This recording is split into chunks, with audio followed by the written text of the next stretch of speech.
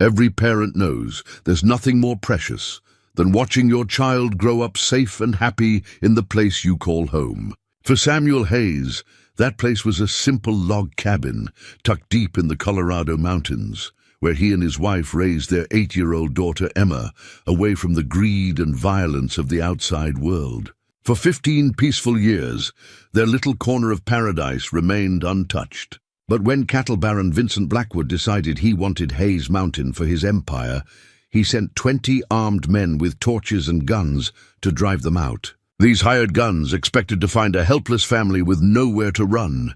They had no idea they were about to face the most determined defender they'd ever encountered. Little Emma Hayes wasn't going to let anyone destroy her home without a fight. How could one small girl possibly stop 20 grown men bent on destruction? Before we jump back in, tell us where you're tuning in from. And if this story touches you, make sure you're subscribed, because tomorrow I've saved something extra special for you. The morning sun painted the peaks of Hayes Mountain in shades of gold and amber, casting long shadows through the pine trees that surrounded the small log cabin like silent sentinels. Samuel Hayes stood on his front porch, coffee mug warming his weathered hands, watching the mist rise from the valley below. At 52, his hair had gone silver at the temples, and deep lines around his eyes spoke of years spent squinting into mountain sunlight. But his shoulders remained broad and strong, his movements deliberate and sure, the bearing of a man who had found his place in the world and intended to keep it. Inside the cabin, Emma's laughter bubbled up like a mountain spring as she played with the hand-carved chess set her father had made for her 7th birthday. Each piece was a work of art. Knights with flowing manes, bishops with gentle faces, and a queen whose crown bore tiny wildflowers Samuel had pressed into the wood. The set rested on a table hewn from a single massive pine, its surface polished smooth by years of family meals, homework sessions and quiet evening games. "Papa, your horse can't move like that," Emma called out, her voice carrying the patient tone of someone who had explained chess rules many times before. She wore a simple blue dress that Mary had sewn, her dark hair braided with a ribbon the color of mountain forget-me-nots. Though only 8 years old, Emma possessed an unusual gravity for her age, as if the mountain stillness had settled into her bones. Mary Hayes emerged from the kitchen, wiping flour from her hands on her apron. At 45, she retained the natural beauty that had first caught Samuel's eye 20 years ago in the town of Cedar Ridge. High cheekbones, warm brown eyes, and a smile that could ease any worry. But there was steel beneath her gentleness, the kind forged by years of mountain living where self-reliance wasn't just a virtue, but a necessity. "That child could teach chess to the angels," Mary said, settling beside her husband on the porch. "Yesterday, she beat old Henrik when he stopped by for coffee. Beat him 3 games straight, and him claiming to be some kind of master player from the old country." Samuel chuckled, a deep rumble that seemed to come from somewhere near his boots. "Emma's got a mind like a steel trap. She can see 5 moves ahead, while you're still figuring out what piece to touch." He paused, watching a hawk circle high above the valley.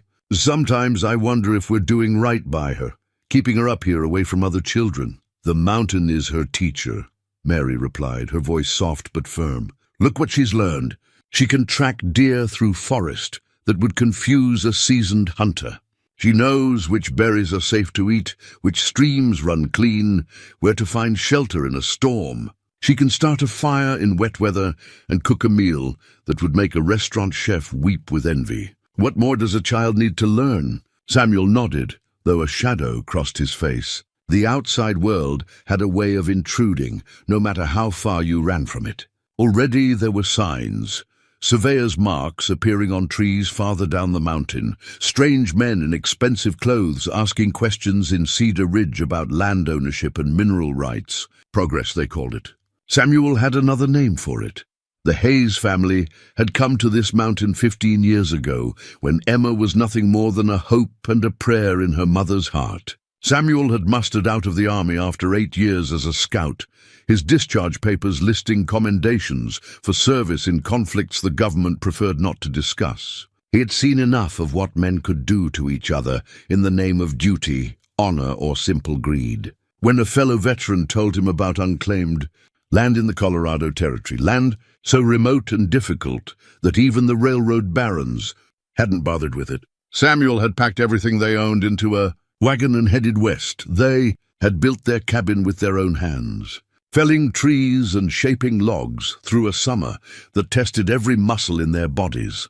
Samuel's military training had served him well in choosing the location, high enough for a commanding view of the approaches, sheltered by rock outcroppings that would break the winter winds, with fresh water from a spring that had never run dry even in the driest years. It was a fortress disguised as a homestead. Though Samuel had never spoken of it in such terms, Emma had been born in that cabin during a blizzard that lasted 3 days, with only Mary's skill and Samuel's steady hands to see her safely into the world.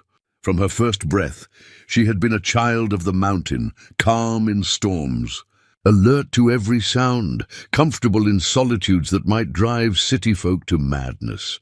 Now, as Emma carefully moved her queen to capture one of Samuel's bishops, she paused to listen to something only she had heard. Her head tilted slightly, dark eyes focusing on some distant sound that had caught her attention. "Papa," she said quietly, "there are horses coming up the East Trail." Samuel set down his coffee mug, his body shifting subtly into the alert posture that had kept him alive through 8 years of army service. "How many?" Emma closed her eyes, concentrating on the rhythm of hoofbeats echoing off canyon walls. 3 horses. 2 riding hard, 1 following behind. They'll reach the meadow in maybe 10 minutes. Mary moved closer to Samuel, her hand finding his arm. In 15 years on Hayes Mountain, unexpected visitors had been rare, and those who came usually brought trouble with them. The mountain was too isolated, the trails too difficult for casual social calls. "Could be Henrik coming back with his nephews," Samuel said, though his voice carried no conviction. He mentioned wanting to show them the fishing spots before winter sets in, but Emma was shaking her head. "These horses are shod for town riding, not mountain trails, and they're moving like men who don't know the path very well, stopping and starting, probably checking maps or landmarks."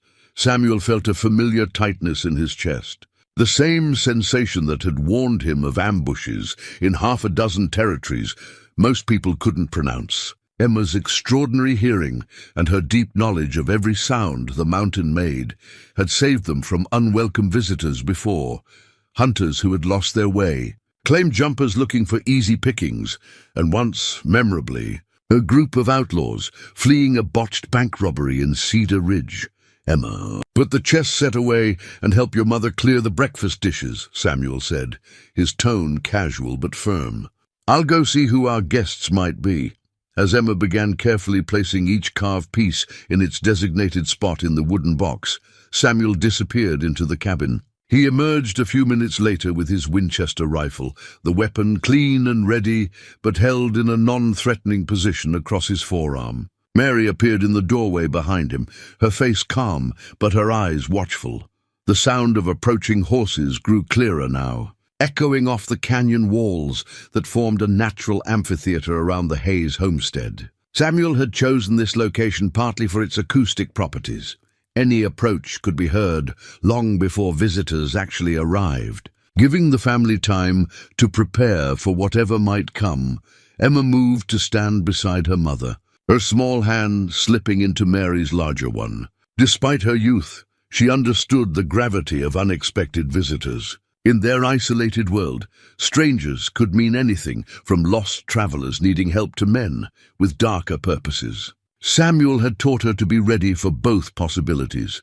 The first rider appeared at the edge of the clearing, a man in an expensive suit that looked wildly out of place against the backdrop of pine and granite. His horse, a fine bay mare, showed signs of hard riding and unfamiliar terrain. Behind him came 2 more riders, these dressed in the practical clothing of working men, but with gun belts that suggested their work involved more than cattle or farming. Samuel stepped forward, his rifle still held casually, but his finger near the trigger guard. Years of military training had taught him to read men quickly. and what he saw in these three visitors set every instinct on high alert. The well-dressed man had the soft look of someone accustomed to having others do his dangerous work. The two who followed him had the hard eyes and careful postures of men who made their living with violence. "Morning," Samuel called out, his voice carrying the polite neutrality of mountain folk dealing with strangers. "You gentlemen seem to have traveled a fair distance. Hope you didn't have too much trouble finding the trail."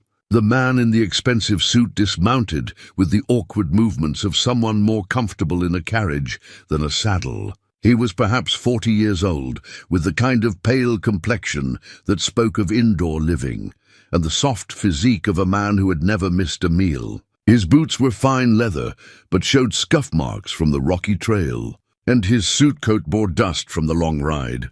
"Mr. Hayes," the man said, pulling a leather portfolio from his saddlebag. "My name is Cornelius Whitman, and I represent the Blackwood Cattle Company. I believe we have some business to discuss." Samuel's grip on his rifle tightened, almost imperceptibly. Behind him, he heard Emma's sharp intake of breath. The child had remarkable intuition about people, and her reaction confirmed his own growing unease. "I can't think of any business I'd have with a cattle company." "Mr. Whitman," Samuel replied, his tone remaining polite but cooling by degrees. "We're simple mountain folk. Keep to ourselves, don't bother anyone, and don't expect to be bothered in return." Whitman smiled, but it was the kind of smile that never reached his eyes. "Mr. Hayes, I'm afraid it's not quite that simple. You see, there have been some developments regarding land ownership in this area. Recent surveys have revealed certain irregularities in the original territorial grants. My employer, Mr. Vincent Blackwood, has acquired legitimate title to this entire mountain range." He opened his portfolio and withdrew a set of official-looking documents, holding them out toward Samuel. "These papers establish clear ownership of all land from the Cedar Ridge Township line to the Continental Divide, including the parcel on which your cabin currently sits." Samuel didn't move to take the papers. Instead, he studied the two men who had remained mounted, noting the way they positioned themselves to flank Whitman while keeping clear lines of sight to the cabin. Professional positioning. These weren't just hired hands, but experienced fighters. "That's interesting," Samuel said finally, "considering I've been paying territorial taxes on this land for 15 years, and I've got the receipts to prove it. Got my original grant papers from the territorial office too, signed and sealed proper." Whitman's smile widened, becoming even less pleasant. "I'm afraid those early territorial grants were issued without proper authority. The federal government has since clarified the legal status of all land in this region. Mr. Blackwood's purchase from the corrected Federal Registry supersedes any previous claims." Mary stepped forward, her voice carrying the steel that Samuel knew lay beneath her gentle exterior. "And I suppose Mr. Blackwood is willing to compensate us for the home we built with our own hands? For the 15 years we've worked this land and made it productive?" "Mrs. Hayes," Whitman replied, his tone taking on a patronizing quality that made Samuel's jaw clench. "Mr. Blackwood is a generous man. He's prepared to offer you $50 for any improvements you may have made to the property, plus transportation costs to help you relocate to more suitable accommodations in Cedar Ridge." Emma's hand tightened in her mother's grip. $50 wouldn't buy a month's rent in Cedar Ridge, much less compensate for everything they had built on Hayes Mountain. It was an insult disguised as an offer, and everyone present knew it. Samuel shifted his weight slightly, a movement that brought his rifle into a more readily usable position, without appearing overtly threatening. "And if we decline Mr. Blackwood's generous offer?"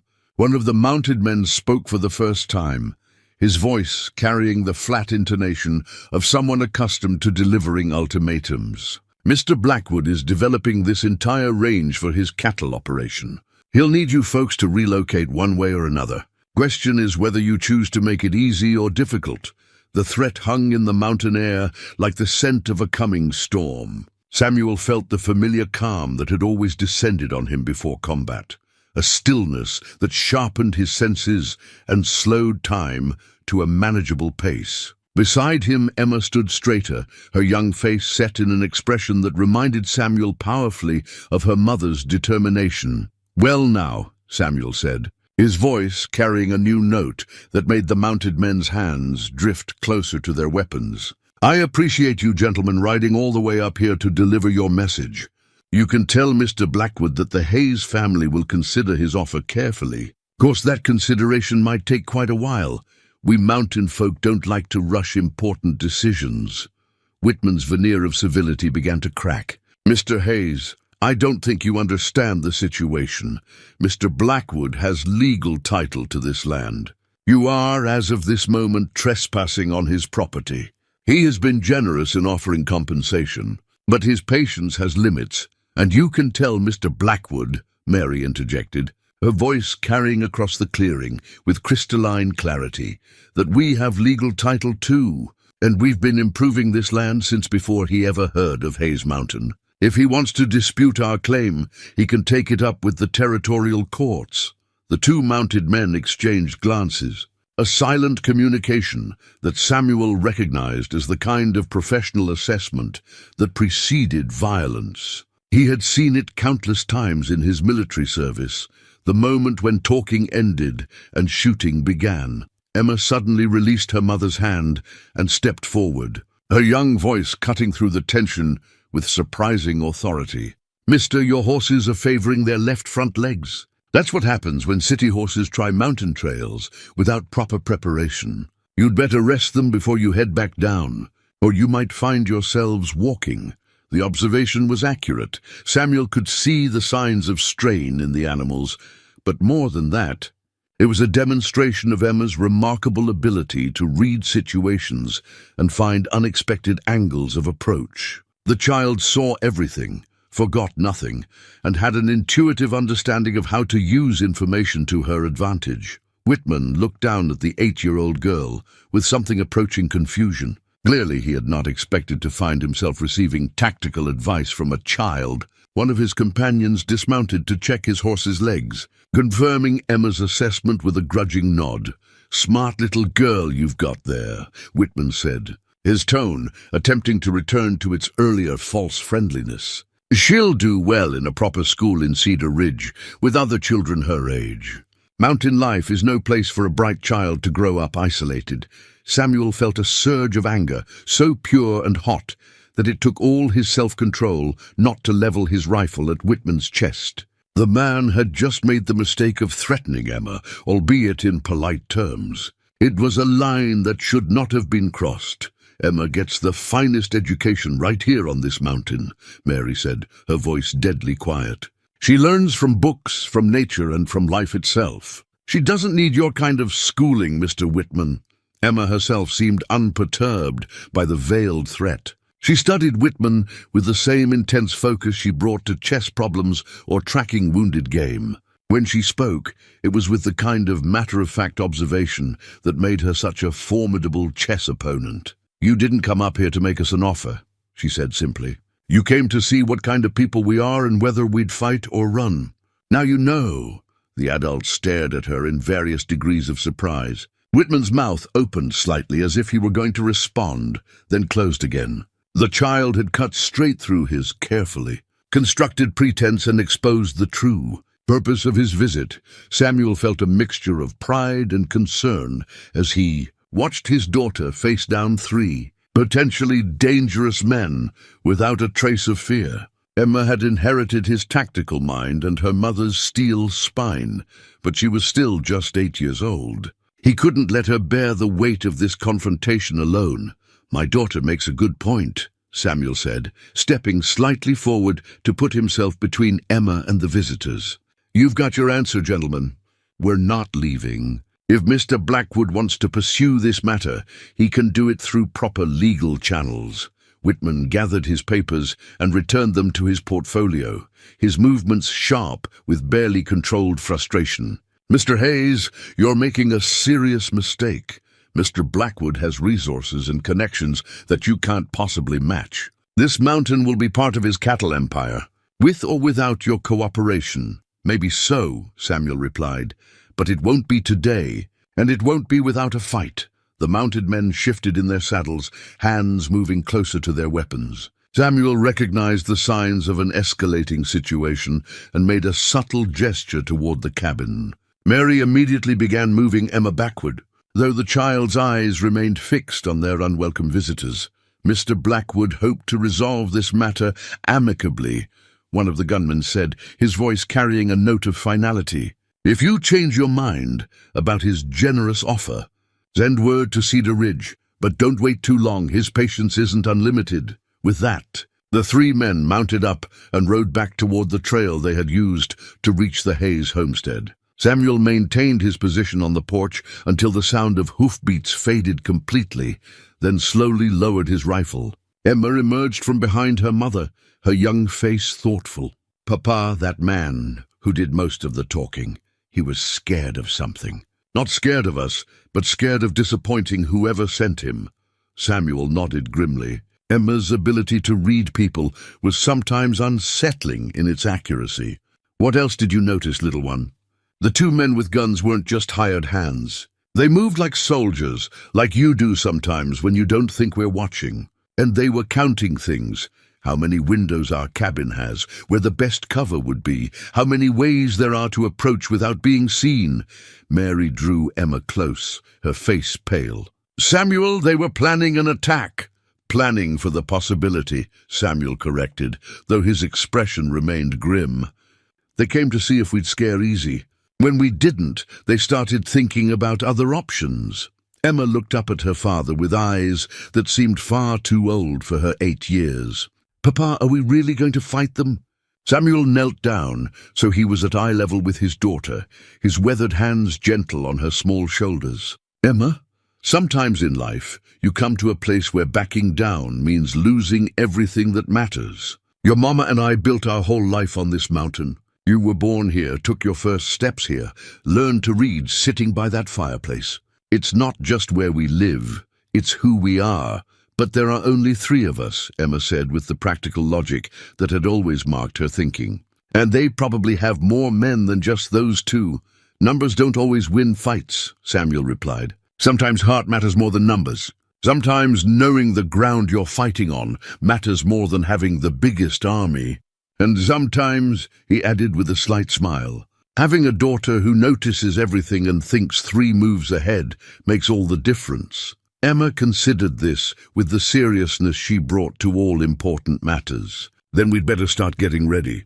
As the Hayes family headed back into their cabin, none of them noticed the lone figure watching from a concealed position high on the ridge above their homestead. The man had arrived hours before Whitman's party, taking a position that offered excellent surveillance of the Hayes property while remaining invisible to casual observation.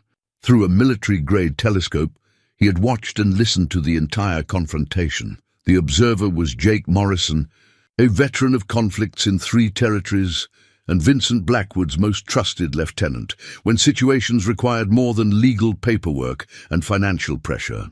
Morrison had fought alongside men like Samuel Hayes before, and he recognized both the potential threat and the tactical challenges presented by the mountain man's family. As he collapsed his telescope and prepared to make his way back to his hidden camp, Morrison found himself thinking about the child, Emma Hayes. In 20 years of handling difficult situations for various employers, he had never encountered an 8-year-old who read a tactical situation with such clarity. The girl was going to be a problem, possibly a significant one. But problems, Morrison reflected as he began his careful descent from the ridge, were what Vincent Blackwood paid him to solve. And Morrison had never failed to earn his money.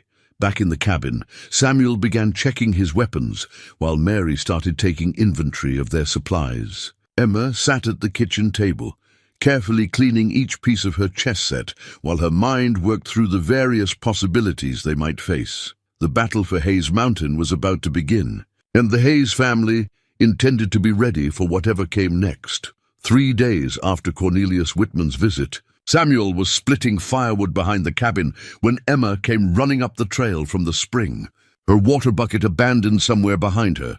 Her face was flushed with exertion and something else, a mixture of anger and determination that reminded Samuel powerfully of her mother. "Papa, they're back," she said, breathing hard. "But not the same men. These ones are different." Samuel set down his axe and listened. In the distance, he could hear the sound of multiple horses moving slowly up the main trail, but there was something methodical about their approach that set his teeth on edge. "These weren't visitors coming to negotiate. How many?" he asked, moving toward the cabin. "At least 6, maybe more. They're riding spread out, not in a group like before." "And Papa—" Emma caught his arm, her small fingers surprisingly strong. "They've got red stakes." Samuel's blood went cold. Red surveyor's stakes meant one thing in territorial law: a formal claim of possession. Someone was marking Hayes Mountain as their legal property, regardless of the Hayes family's 15-year residence and legitimate territorial grant. Mary appeared in the cabin doorway, her face grave. She had heard Emma's report and was already reaching for the rifle that hung above the fireplace. In their years on the mountain, the Hayes family had developed the kind of wordless communication that came from shared hardship and mutual trust. "Emma, inside," Samuel said quietly. "Mary, get the papers from the strongbox, all of them. If they want to play legal games, we'll show them what real ownership looks like." But as the first riders came into view at the edge of the clearing, Samuel realized this wasn't going to be about paperwork. These men wore the practical clothing of range workers, but they carried themselves with the easy confidence of professionals. More importantly, they were armed not just with the usual sidearms of working cowboys, but with rifles suitable for serious fighting. The lead rider was a man Samuel judged to be in his early 40s, lean and weathered in the way that spoke of years spent outdoors in all kinds of weather. Unlike Whitman, this man looked entirely comfortable in the saddle and completely at home in the mountain environment. When he dismounted, his movements were fluid and economical, the motions of someone who had spent considerable time in situations where unnecessary movement could mean the difference between life and death. "Mr. Hayes," the man called out, his voice carrying easily across the clearing. "My name is Jake Morrison. I work for Vincent Blackwood, and I believe we need to have a conversation." Samuel stepped onto his porch, his rifle held in a ready position, but not directly threatening. Behind him, he could hear Mary and Emma moving inside the cabin, taking positions that would give them clear fields of fire through the windows if the situation deteriorated. "Mr. Morrison," Samuel replied, his voice steady and neutral. "I take it Mr. Whitman wasn't satisfied with our previous conversation." Morrison smiled, but it was a professional expression that conveyed no warmth. "Mr. Whitman is a lawyer, Mr. Hayes. He deals in papers and legal theories. I deal in practical realities." He gestured toward the men, who were now spreading out around the clearing, each taking a position that commanded a different angle of approach to the cabin. "The practical reality is that Vincent Blackwood owns this mountain, and you're trespassing on his property. The practical reality," Samuel countered, "is that I've got legal title to this land. I've been paying taxes on it for 15 years. And I've improved it with my own labor and investment. If Mr. Blackwood wants to dispute that, he can take it to court." Morrison reached into his saddlebags and withdrew a bundle of red-painted wooden stakes, each sharpened to a point and marked with official-looking symbols. "Mr. Blackwood has taken it to court. Mr. Hayes, these stakes represent a federal marshal's order to mark and claim this property pending resolution of competing ownership claims." He held up a folded document. "I have here a writ of possession issued by the Territorial Court in Denver, signed by Judge Harrison Caldwell. It grants Mr. Blackwood immediate occupancy, rights to all disputed land while the legal proceedings continue." Samuel felt the ground shifting beneath his feet in a way that had nothing to do with the mountain's solid granite foundation. Judge Caldwell was known throughout the territory as a man whose decisions could be influenced by the right combination of political pressure and financial incentives. If Blackwood had managed to purchase a writ of possession, the legal situation had just become far more complicated. "Let me see that document," Samuel said. Morrison approached the porch slowly, his movements deliberate and non-threatening. But Samuel noticed that his men shifted positions slightly to maintain clear lines of sight. The man was experienced in dealing with potentially volatile situations. As Samuel examined the writ, his heart sank. The document appeared to be genuine, complete with official seals and signatures. More troubling still, it was dated only 2 days after Whitman's visit, suggesting that Blackwood had anticipated their refusal and had already set legal machinery in motion before his representative ever reached Hayes Mountain. This doesn't look right, Samuel said finally. Federal marshals don't issue writs of possession for territorial disputes. That's a county court matter. Normally, yes, Morrison agreed. But when the disputed land includes potential mineral rights and railroad easements, it becomes a federal concern. Mr. Blackwood's surveys have identified significant coal deposits on this mountain, as well as the optimal route for a spur line connecting to the Denver and Rio Grande. Emma's sharp intake of breath was audible through the cabin's open window. The child understood the implications immediately. Coal mining and railroad construction would completely destroy the mountain environment that had been their home and sanctuary. Mary's voice carried clearly from inside the cabin, steel wrapped in velvet politeness. Mr. Morrison, that's all very interesting. But it doesn't change the fact that we have a legal claim that predates anything Mr. Blackwood might have purchased from corrupt judges. Morrison's smile became slightly more genuine, acknowledging Mary's direct challenge. Mrs. Hayes, I can see where your daughter gets her intelligence. You're absolutely right that legal claims can be complicated. That's why Mr. Blackwood is prepared to make you a more substantial offer than Mr. Whitman presented. He reached into his jacket and withdrew a bank draft, holding it up so they could see the amount. $500, Mrs. Hayes, enough to buy a nice house in Cedar Ridge and set up a comfortable life for your family. All you have to do is pack your belongings and leave within the week. $500 was indeed a substantial sum, more money than the Hayes family typically saw in 2 years of mountain living. It would buy them a house in town, provide Emma with access to formal schooling, and give Samuel opportunities to use his skills in ways that didn't require complete self-sufficiency. But it would also mean abandoning everything they had built, everything that made them who they were. Samuel looked at the bank draft and saw not opportunity, but the price Blackwood was willing to pay to avoid the complications of simply taking what he wanted by force. That's a generous offer, Mr. Morrison, Samuel said carefully, but I'm afraid our answer is still no. This mountain is our home and we're not leaving. Morrison's expression didn't change, but something shifted in his posture, a subtle alteration that suggested the conversation was moving from negotiation toward ultimatum. Mr. Hayes, I want to be very clear about something. Mr. Blackwood is going to develop this property. The coal will be mined, the railroad will be built, and this entire mountain will be transformed into an industrial operation. That's going to happen regardless of your decision. He gestured toward his men, who were now clearly positioned in a tactical formation around the cabin.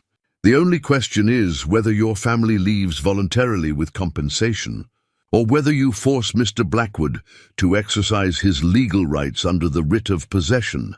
And what exactly do those legal rights include? Mary asked, her voice carrying from the cabin window. Removal of trespassers by whatever means necessary, Morrison replied. Mr. Blackwood has hired 20 men to secure this property and begin preliminary surveying. They'll arrive tomorrow morning with full legal authority to clear the land of any unauthorized occupants. Emma appeared in the cabin doorway, her young face set in an expression of calm determination that would have been remarkable in an adult. Mr. Morrison, did your boss tell you that there are federal laws protecting homesteaders against fraudulent land claims? Morrison looked down at the 8-year-old girl with something approaching surprise. Little lady, I don't think you understand the complexity of adult legal matters. I understand that a writ of possession issued by a territorial judge doesn't override a federal homestead grant. Emma replied with the kind of precise accuracy that made her such a formidable chess opponent. And I understand that threatening families with children is a federal crime. Regardless of what papers you might have bought from corrupt officials, the adult conversation had suddenly taken on a surreal quality, with an 8-year-old girl calmly discussing federal law with a group of armed men. But Samuel recognized the tactical brilliance of Emma's approach. She was forcing Morrison to either acknowledge the legitimacy of their legal position or admit that he was operating outside the bounds of actual law. Morrison's respect for the child was evident in his response.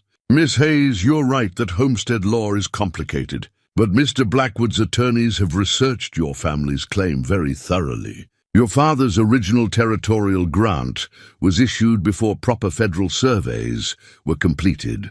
The land you're living on was never actually available for homesteading." Samuel felt another piece of ground shift beneath his feet. If Morrison was telling the truth, their entire legal position might be built on faulty foundations. But something about the man's explanation didn't ring true. Samuel remembered clearly the process of obtaining his territorial grant, including the survey work that had been required before the papers were issued.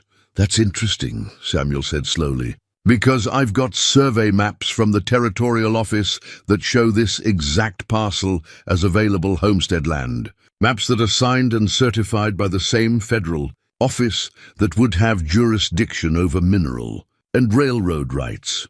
Morrison's slight hesitation suggested that Samuel had identified a weakness in Blackwood's legal strategy. "Mr. Hayes, I'm not an attorney. I deal with practical matters, not legal technicalities. What I can tell you is that Mr. Blackwood has spent considerable resources ensuring that his claim to this property is legally sound. And I can tell you," Mary interjected from the window, "that we've spent 15 years of our lives making this land productive and building a home for our family. That ought to count for something in any honest court." Emma stepped forward, her small hand moving to rest on one of the red surveyor's stakes Morrison had brought. "Mr. Morrison, these stakes are marked with symbols that don't match any official territorial survey markings I've seen in my father's papers. Where exactly did they come from?" Morrison's eyes narrowed slightly as he studied the child with new attention. Emma's observation was accurate. The stakes bore markings that were similar to, but not identical to, official territorial survey symbols. It was the kind of detail that most adults would miss. But Emma's exceptional attention to detail and her familiarity with her father's homestead documents made her uniquely qualified to spot the discrepancy. "Miss Hayes, those stakes were prepared by Mr. Blackwood's surveying team according to current federal standards," Morrison said. But his voice carried a note of uncertainty that hadn't been there before. "Current federal standards," Emma repeated thoughtfully. "But if this land was properly surveyed when my father received his grant 15 years ago, why would it need to be surveyed again according to different standards?" The question hung in the mountain air like smoke from a distant fire. Morrison looked from Emma to Samuel to the cabin where Mary waited with her rifle. Clearly reassessing the situation he thought he understood, Samuel stepped forward, his rifle now held in a more obviously ready position. "Mr. Morrison, I think you and your men have delivered your message. We've given you our answer. If Mr. Blackwood wants to pursue this matter further, he can do it through proper legal channels, not by sending armed men to threaten a family with an 8-year-old child." Morrison nodded slowly, gathering his reins in preparation for departure. "Mr. Hayes, I want you to understand something clearly. I came here today hoping to resolve this situation peacefully. Mr. Blackwood instructed me to make you a fair offer and to respect your property and your family." He mounted his horse with fluid ease, his men following suit in a coordinated movement that spoke of considerable experience working together. "But tomorrow 20 men will arrive to begin surveying and clearing operations. Those men won't be interested in negotiation or legal discussions. They'll have orders to secure this property by whatever means necessary." "Then they'd better bring their own shovels," Emma said with startling clarity. "Because they're going to need them." Morrison stared down at the child for a long moment, his expression unreadable. Finally, he touched his hat brim in a gesture that might have been respect or warning. "Miss Hayes, I hope for your family's sake that cooler heads prevail before tomorrow morning." As Morrison and his men rode away, Samuel realized that his 8-year-old daughter had just issued what amounted to a declaration of war against 20 armed men. The thought should have terrified him, but instead he felt a surge of pride that mixed strangely with his growing concern. Emma walked over to the surveyor's stakes Morrison had left behind and examined them closely, her young face serious and thoughtful. After a moment, she began pulling them from the ground and stacking them in a neat pile. "Emma, what are you doing?" Mary asked from the cabin doorway. "Getting ready, Mama," Emma replied matter-of-factly. "If they want to mark our land with their fake stakes, they're going to have to do it more than once."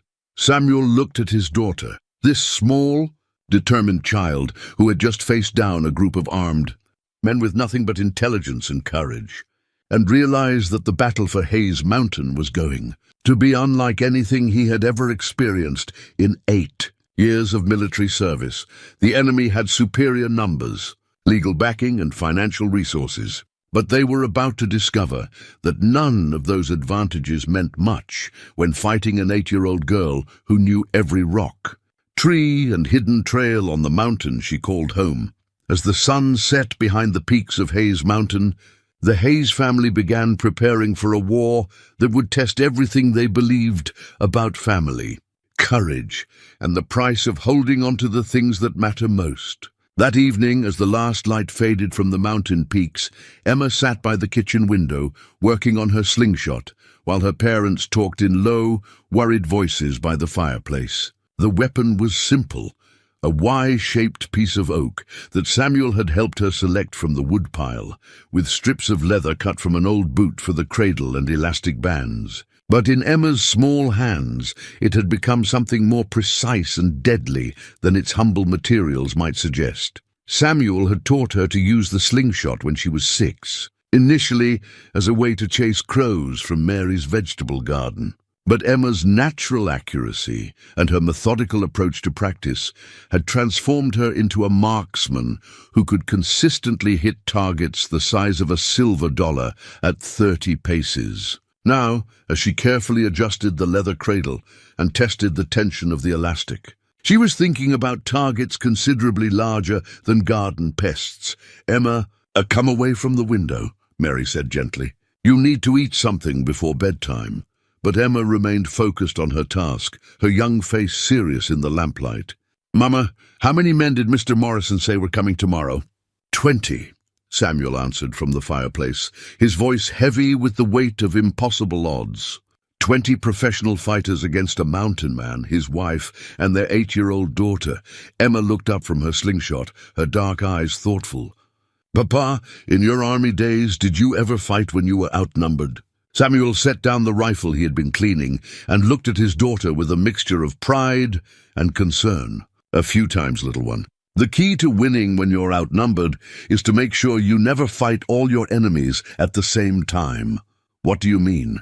"I mean you use terrain, timing, and tactics to turn a big fight into a series of small fights. You hit them when and where they don't expect it, then disappear before they can hit back.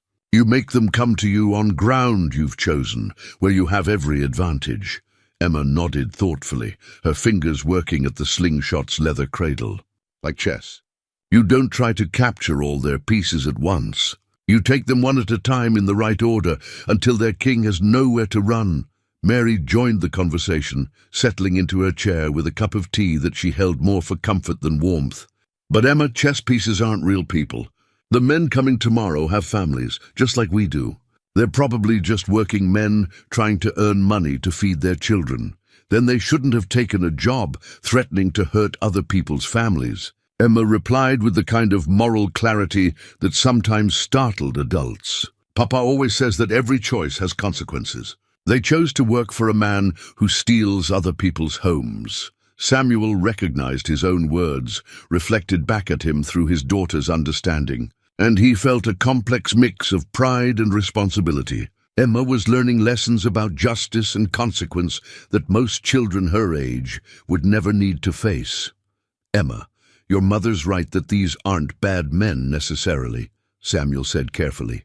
But they're working for a bad man, and they're planning to do bad things. Sometimes in life, you have to fight people who aren't evil, but who are doing evil work. Emma set down her slingshot and walked over to the small bookshelf where Samuel kept his military papers and territorial documents. She had spent countless hours studying these papers, learning to read legal language with the same methodical attention she brought to everything else. "Papa, can I see your service records again?" Samuel retrieved a leather portfolio from the shelf and handed it to Emma, watching as she carefully examined documents she had looked at dozens of times before. But tonight, she was reading with new purpose, looking for specific information rather than simply satisfying her curiosity about her father's past. "You were a scout," Emma said after several minutes of careful reading.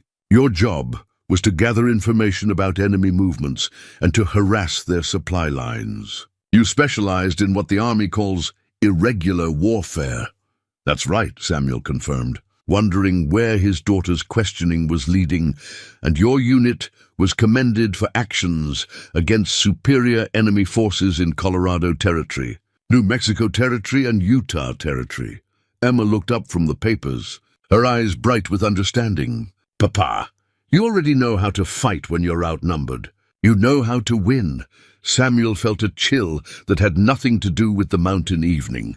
His 8-year-old daughter was calmly discussing military tactics as if she were planning a chess match, rather than preparing for a battle that could get them all killed. "Emma," he said gently, "there's a big difference between army operations against enemy soldiers and defending our home against hired men. In the army, I had trained soldiers with military weapons and support from command headquarters. Here it's just us." "No, Papa," Emma said with quiet conviction. "It's not just us. It's us on our mountain, where we know every trail, every hiding place, every source of water, and every place where the echoes carry voices for miles. They're strangers here, but this is our home." Mary set down her teacup, her face pale in the lamplight. "Samuel, she's talking about fighting a war. Emma's 8 years old. We can't ask her to—" "Nobody's asking me, Mama," Emma interrupted, her voice gentle but firm. "I'm telling you what I'm going to do. This is my home too. I was born in this cabin, and I learned to walk on these trails. If 20 men come to burn down our house and drive us away, I'm going to stop them." The simple declaration hung in the air between them, carrying more weight than any threat or boast. Samuel looked at his daughter, this small, serious child who had just announced her intention to wage war against 20 armed men, and realized that Emma had inherited more than just her mother's steel spine and her father's tactical mind. She had inherited something else, something that might be called destiny, or simply the fierce courage that came from knowing exactly where you belonged in the world. "All right," Samuel said finally. "If we're going to do this, we're going to do it right. Emma, show me what you're thinking." Emma's face lit up with the kind of focused excitement she usually reserved for particularly challenging chess problems. She moved to the kitchen table and began sketching on a piece of paper, her small hands drawing lines that represented trails, clearings, and geographic features with surprising accuracy. "The main trail comes up from the south," she began, her voice taking on the precise tone she used when explaining chess strategies. "It's the only route they can use to bring horses and supplies, but it has 3 places where it narrows between rock formations. If we can control those bottlenecks, we can turn their advantages into disadvantages." Samuel studied his daughter's sketch, recognizing both the accuracy of her geographic knowledge and the sophistication of her tactical thinking. Emma had identified the same choke points he would have chosen for defensive actions, and she understood how terrain could be used to negate numerical superiority. "What about the eastern approach?" he asked, testing her analysis. "Too steep for horses carrying supplies. And it ends at the cliff face above Bear Creek. They could send scouts that way, but not a main force." Emma marked additional details on her sketch. "The western trail is easier, but it passes right by the Eagle's Nest rock. Papa, remember how sound carries from that spot? Samuel nodded, impressed despite his concerns. The acoustic properties of the rock formation Emma had identified would indeed make it impossible for a large group to approach from the west without being heard miles away. Mary leaned over to examine Emma's sketch, her expression shifting from worry to amazement. Emma, how do you know all this? When did you learn to think about the mountain this way? I think about it this way all the time, Mama, Emma replied matter-of-factly.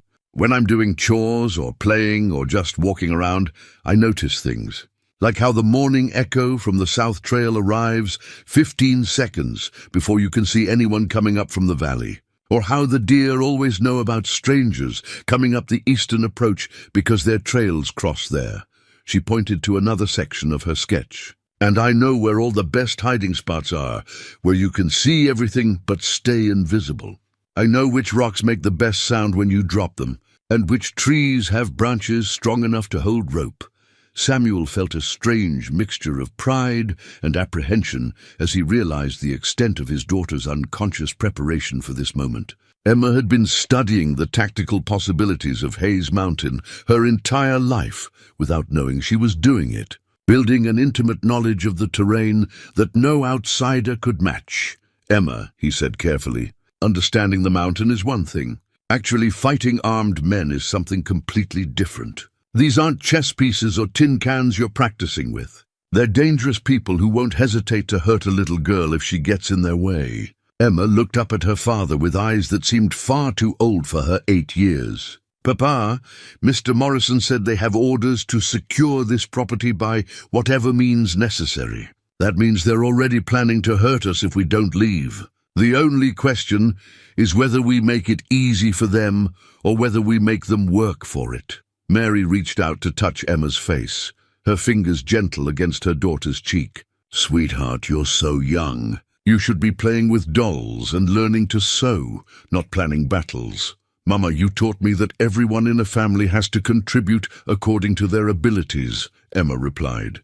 Papa contributes his strength and his knowledge of fighting. You contribute your courage and your skill with medicine and cooking. I contribute what I'm good at. Seeing patterns, solving problems, and knowing this mountain better than anyone else in the world. Samuel studied his daughter's sketch more carefully, noting details that revealed the depth of her tactical thinking. She had marked not only geographic features, but also seasonal considerations, water sources that would be reliable in September, prevailing wind directions that would affect sound and smoke, and even the positioning of deadfall and loose rock that could be used as improvised weapons or obstacles. Emma, this is remarkable work, he said finally. But I need you to understand something. If we do this, if we really fight these men, some of them are going to get hurt.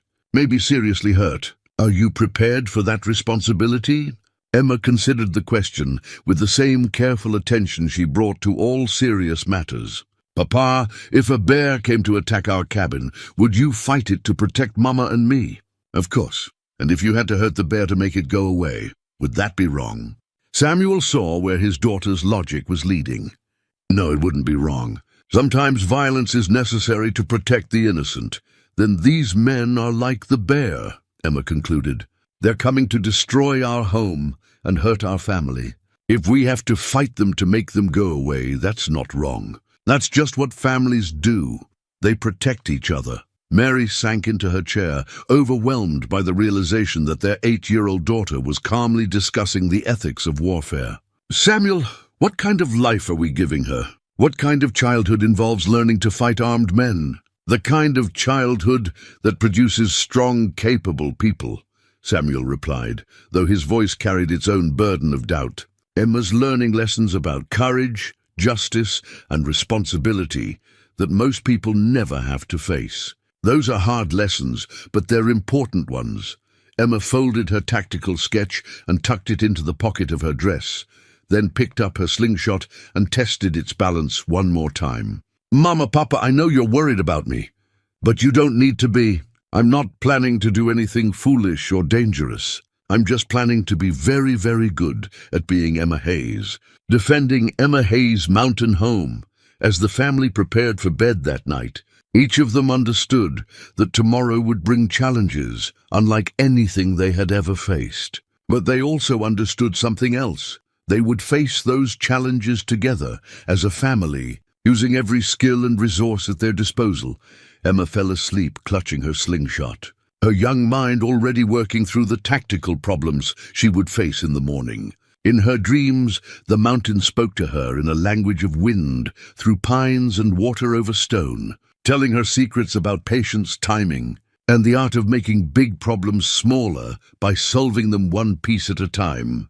Tomorrow, 20 armed men would discover that Hayes Mountain had a defender they hadn't anticipated, and that sometimes the most dangerous enemy is the one you underestimate. Emma woke before dawn, as she always did, but this morning carried a different quality of silence. She lay still in her bed, listening to the mountain's morning sounds and identifying each one with the unconscious skill of someone who had grown up in wild country. But beneath the familiar chorus of bird song and wind through pine boughs, she sensed something else, the kind of expectant hush that preceded either storms or battles. She slipped from her bed and padded barefoot to the small wooden box where she kept her most treasured possessions. Beneath her collection of interesting stones, pressed flowers, and chess problems copied from her father's books, she found what she was looking for: a tarnished silver medal attached to a faded blue ribbon. Emma had discovered the medal 6 months ago while helping her mother clean the cabin's storage area. It had fallen from one of her father's old army packs, and when she had asked about it, Samuel had grown quiet in the way that meant he was remembering things he preferred to forget. Eventually, though, he had told her the story. The medal was a commendation for valor, awarded to Sergeant Samuel Hayes for actions during a scouting mission in hostile territory. His 3-man patrol had been surrounded by 24 enemy fighters near a place called Devil's Canyon. The other 2 scouts had been killed in the initial ambush, leaving Samuel alone against overwhelming odds. But Samuel had used his knowledge of the terrain, his skill with weapons, and most importantly, his ability to think tactically under pressure, to not only escape, but to gather intelligence that had led to a major military victory. 1 man against 24, Emma whispered to herself, holding the medal up to catch the dim pre-dawn light. And Papa won. She heard movement from her parents' room, the soft sounds of adults who were trying to be quiet, but who were wide awake with worry and preparation. Emma quickly returned the medal to its hiding place and began getting dressed. Today would require her most practical clothing: sturdy boots, dark pants that wouldn't show dirt, and a brown shirt that would blend with the mountain's autumn colors. When she emerged from her room, she found Samuel and Mary already up, moving through their morning routine with the kind of focused efficiency that comes from shared understanding of serious circumstances. Samuel was checking his weapons and ammunition, while Mary was preparing food that could be carried easily and eaten without cooking. "Good morning, little one," Samuel said, looking up from his rifle. "Sleep well?" "Well enough," Emma replied, then added with the directness that had always characterized her communication with her parents, "Papa, I've been thinking about what you said last night, about how you fight when you're outnumbered." Samuel set down his rifle and gave Emma his full attention. Over the years, he had learned that when his daughter announced she had been thinking about something, the results were usually worth hearing. "You said the key is to never fight all your enemies at the same time," Emma continued. "You make them come to you on ground you've chosen, where you have every advantage. But Papa, what if you can make them not want to fight at all?" Mary paused in her food preparation, intrigued despite her worry. "What do you mean, sweetheart?" Emma moved to the kitchen table and spread out the tactical sketch she had made the night before. But now it was covered with additional markings made in the careful handwriting she had learned from copying her father's military documents. "Most of these men don't really want to hurt us," Emma explained. "They're working for Mr. Blackwood because he's paying them, not because they hate us personally. What if we could make them realize that earning Mr. Blackwood's money isn't worth the trouble they'll face trying to drive us off our mountain?" Samuel studied his daughter's updated sketch, noting new details that showed a sophisticated understanding of psychological as well as physical warfare. Emma had marked locations where small actions could have large effects, places where a single person could create the impression of much greater opposition. Emma, what exactly are you planning? I'm planning to make 20 men feel like they're fighting the entire mountain instead of just one family. Emma replied with quiet confidence. Papa, you taught me that the best way to win a fight is to make your enemy make mistakes. What mistake do you think these men are most likely to make? Samuel considered the question, recognizing it as the kind of strategic thinking that had made him an effective scout. They'll probably assume that any serious resistance has to come from me. They'll expect one middle-aged veteran, maybe with some help from his wife, using conventional defensive tactics. Exactly, Emma said, her eyes bright with the excitement of a complex problem. They won't expect resistance that comes from everywhere and nowhere. They won't expect to have their horses spooked by sounds they can't identify, or to find their supplies scattered by someone they never see, or to discover that every time they think they have us cornered, we're actually somewhere else entirely. Mary joined them at the table, studying Emma's sketch with growing amazement. Emma, this is incredibly detailed. When did you learn to think about fighting this way? Mama, I've been watching Papa teach me things my whole life, Emma replied. Every time he showed me how to track game or find water or read weather signs, he was really teaching me how to gather information and solve problems. Every time we played chess, I was learning how to think several moves ahead and how to turn my opponent's strengths into weaknesses. She pointed to specific locations on her sketch.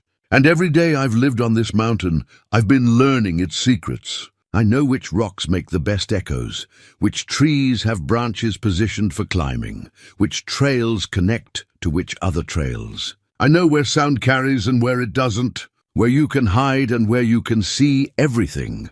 Samuel felt a surge of pride mixed with deep concern as he realized the extent of his daughter's unconscious preparation for this moment. Emma had spent her entire life becoming the person she would need to be to defend Hayes Mountain, without any of them understanding what she was preparing for. Emma, he said carefully, your plan assumes you can move around the mountain without these men seeing you or catching you. But they're professionals. They know how to track people and set ambushes. Papa, they know how to track and ambush other professional fighters, Emma corrected. How much do you think they know about tracking an 8-year-old girl who knows every secret path on a mountain they've never seen before? The question hung in the air between them, and Samuel realized that Emma had identified a crucial tactical advantage. Professional fighters trained to fight other professionals, using predictable tactics and conventional approaches. They would not be prepared for an opponent who operated according to completely different rules. Besides, Emma added with a slight smile that reminded Samuel powerfully of her mother's quiet confidence. They have to catch me before they can hurt me, and I don't plan on making that easy. Mary reached across the table to take Emma's small hand in hers. Sweetheart, even if your plan works perfectly, you'll still be alone out there against dangerous men. What if something goes wrong? What if you get trapped or hurt? Emma squeezed her mother's hand gently. Mama, what if we do nothing and they burn down our cabin anyway? What if we try to run and they catch us on the trails? Sometimes the safest thing to do is the thing that seems most dangerous. Samuel recognized his own military philosophy reflected in his daughter's words, and he felt a complex mixture of pride and fear. Emma was demonstrating the kind of tactical thinking that had kept him alive through 8 years of dangerous army service. But she was also preparing to put herself in mortal danger to protect their family. All right, he said finally. If we're going to do this, we need to establish some rules. Emma, you don't engage anyone directly unless you have no other choice. Your job is to harass and confuse them, not to fight them face to face. I understand, Papa, and you check in with us every 2 hours. If we don't hear from you, we come looking. Emma nodded seriously. Every 2 hours. I promise. Mary stood up abruptly, moving to the window that faced the main trail. Samuel, I can hear horses. They're coming. Emma immediately moved to join her mother at the window, her body language shifting from the relaxed posture of morning conversation to the alert stance of someone preparing for action.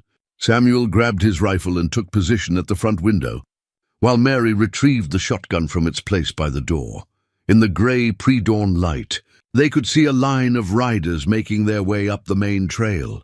Not 20 men, but 6, riding in a loose formation that suggested they were more concerned with speed than stealth. At the head of the group, Samuel recognized Jake Morrison's lean figure. "That's not the main force," Emma observed quietly. "It's an advance party. They're probably coming to give us one last chance to leave before the others arrive." Samuel nodded grimly. Emma's assessment was almost certainly correct. Morrison was too experienced to send his entire force up a mountain trail in the pre-dawn darkness. This was either a final negotiation attempt or a reconnaissance mission to assess their defenses before the main assault.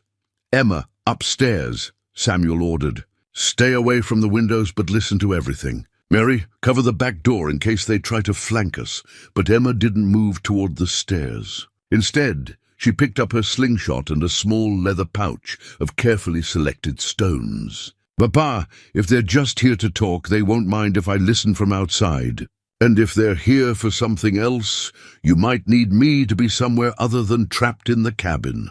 Before Samuel could object, Emma had slipped out the back door and disappeared into the pre-dawn shadows. Samuel started to follow her, then stopped as he realized that his daughter might be right. If Morrison's men had surrounded the cabin, Emma's presence outside could provide crucial tactical flexibility. The sound of approaching horses grew louder, and Samuel could now make out individual voices as Morrison's men discussed their approach. From his position at the front window, he watched as the 6 riders came into the clearing and arranged themselves in a semicircle facing the cabin. Morrison dismounted and approached the porch, his movements careful and non-threatening, but his hand resting on his pistol grip. "Mr. Hayes, I'm hoping we can resolve this situation without anyone getting hurt." Samuel stepped onto the porch, his rifle held ready, but not directly threatening. "Mr. Morrison, I told you yesterday that our position hasn't changed. We're not leaving our home. Mr. Hayes, I have 14 more men waiting at the base of the mountain. They're well-armed professionals with orders to clear this property by any means necessary. This is your last chance to take Mr. Blackwood's offer and leave with your family intact." From somewhere in the shadows around the clearing came a sound that made Morrison's men reach for their weapons. A low, mournful whistle that seemed to echo from multiple directions at once. It was the kind of sound that raised the hair on the back of your neck, especially when you couldn't identify its source or location. Samuel suppressed a smile as he recognized Emma's imitation of a mountain wind through rock formations. His daughter was already beginning her psychological warfare campaign, and from the nervous glances Morrison's men were exchanging, it was having the desired effect. "Mr. Morrison," Samuel said calmly, "I appreciate you riding all the way up here to make your offer again. But my answer remains the same. This is our home and we're staying." Another whistle echoed through the clearing, this time from a completely different direction, followed by the sound of a stone rolling down the mountainside. Morrison's men were now openly looking around, trying to identify threats they couldn't see. "Mr. Hayes," Morrison said, his voice tight with growing frustration, "you have one 8-year-old daughter and a wife to think about. Are you really willing to risk their lives for a piece of land?" "Mr. Morrison," came Emma's clear voice from somewhere in the trees, "are you really willing to risk your men's lives for a rich man's greed?" Morrison spun toward the sound, but Emma was already somewhere else, her voice now coming from the opposite side of the clearing. "You have families too, don't you? People who care whether you come home safe from work." One of Morrison's men, a young cowboy who looked barely out of his teens, shifted nervously in his saddle. "Boss, maybe we should stay alert and keep your positions," Morrison ordered. But his voice carried a note of uncertainty that hadn't been there before. Emma's voice came again, this time from yet another direction. "Mr. Morrison, Did you know that mountain lions hunt by making their prey think there are more predators than there actually are? They use echoes and movement to seem like they're everywhere at once. Samuel felt a chill of admiration for his daughter's tactical sophistication. Emma wasn't just harassing Morrison's men, she was educating them about exactly what she was doing while simultaneously demonstrating that their numerical advantage might not mean as much as they thought. Morrison drew his pistol and pointed it toward the tree line. "Little girl, you come out here right now or someone's going to get hurt." "Mr. Morrison," Emma's voice replied, calm and steady, "you're pointing your gun at empty trees. I'm not anywhere near where you think I am." To emphasize the point, a small stone landed near Morrison's feet, thrown from a position completely different from where he was aiming his weapon. The message was clear. Emma could reach him, but he couldn't reach her. Morrison's men were now looking actively frightened, their eyes darting from shadow to shadow as they tried to track an opponent they couldn't see or predict. The psychological effect was exactly what Emma had planned. Instead of feeling like overwhelming force confronting a helpless family, they were beginning to feel like intruders in hostile territory, facing an enemy they didn't understand. "Mr. Hayes," Morrison said, his voice now carrying genuine concern, "call your daughter back. This situation is getting out of hand." "Mr. Morrison," Samuel replied with calm dignity, "my daughter is defending her home against men who came here to threaten her family. If you don't like the way she's doing it, you're free to leave." Another stone landed in the clearing, this one large enough to make Morrison's horse sidestep nervously. More stones followed from different directions, none of them aimed at the men, but all of them demonstrating that Emma could hit any target she chose with disturbing accuracy. The youngest of Morrison's men, the cowboy who had spoken earlier, holstered his pistol and looked directly toward where he thought Emma might be hiding. "Miss, we don't want to hurt anybody. We're just working men trying to earn money for our families." Emma's voice came back, gentle but firm. "Then you should find work that doesn't involve threatening other people's families. There are plenty of honest jobs that don't require pointing guns at 8-year-old girls." Morrison realized that the situation was rapidly slipping out of his control. His men were being systematically demoralized by a child who demonstrated tactical capabilities beyond anything they had expected to encounter. More importantly, Emma was forcing them to confront the moral implications of their mission in a way that made continued aggression increasingly difficult. "Mr. Hayes," Morrison said finally, "you and your family have made your position clear. My men and I are going to return to report to Mr. Blackwood, but this isn't over. We'll be back with more men and different tactics. We'll be waiting," Samuel replied simply. As Morrison and his men mounted up to leave, Emma's voice carried one final message across the clearing. "Mr. Morrison, please tell Mr. Blackwood that the Hayes family appreciates his interest in our mountain. But we're not selling and we're not leaving. If he wants to continue this conversation, he should come himself instead of sending other people to do his dangerous work." Morrison paused in his departure, looking back toward the cabin with something that might have been respect. "Miss Hayes, your father's raised a remarkable daughter. I hope for everyone's sake that we can find a peaceful solution to this situation." "There is a peaceful solution, Mr. Morrison," Emma replied. "Mr. Blackwood can leave us alone." As the sound of departing horses faded down the mountain trail, Emma emerged from the tree line and walked calmly back to the cabin. Samuel and Mary rushed to embrace her, relief and pride warring in their expressions. "Emma, that was incredible," Mary said, holding her daughter tightly, "but also terrifying. What if one of them had started shooting?" "Mama, they couldn't shoot at what they couldn't see," Emma replied matter-of-factly. "And besides, they came here to talk, not to fight. If they had wanted to fight, they would have brought more men and surrounded the cabin before announcing themselves." Samuel studied his daughter with new understanding. "Emma, you weren't just harassing them. You were gathering intelligence about their tactics, their equipment, and their state of mind." Emma nodded. "Now I know they're more nervous than they pretended to be.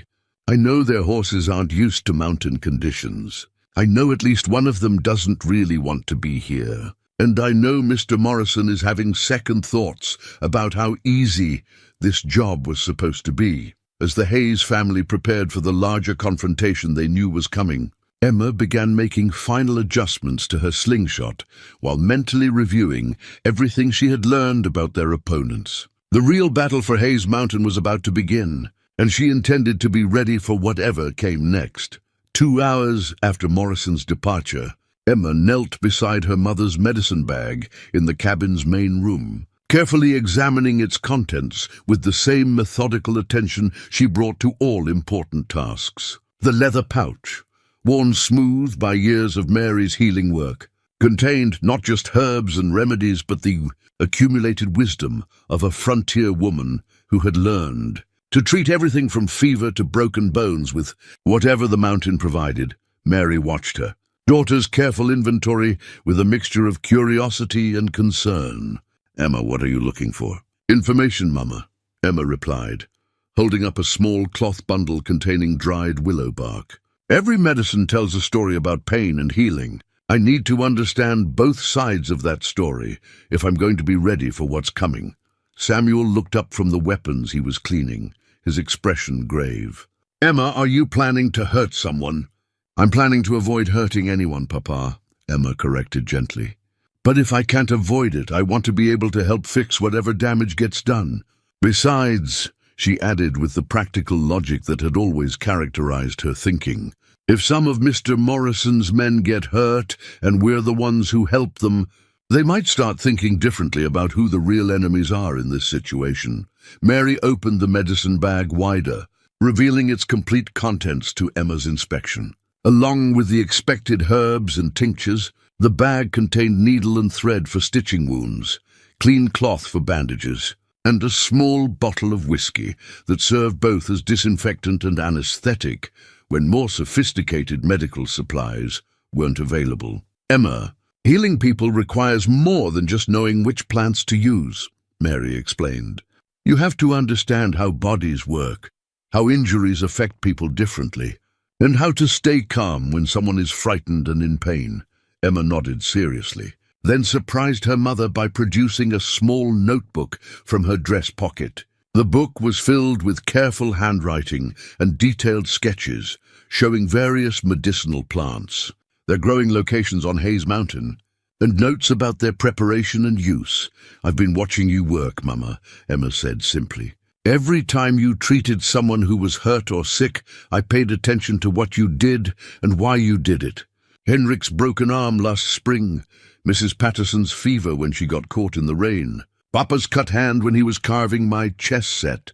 Mary stared at the notebook, amazed by the depth and accuracy of her daughter's observations. Emma had recorded not only the medical treatments, but also the psychological aspects of healing, how to calm frightened patients, how to explain procedures in ways that reduced anxiety, and how to maintain hope during difficult recoveries. "Emma, when did you have time to write all this down?"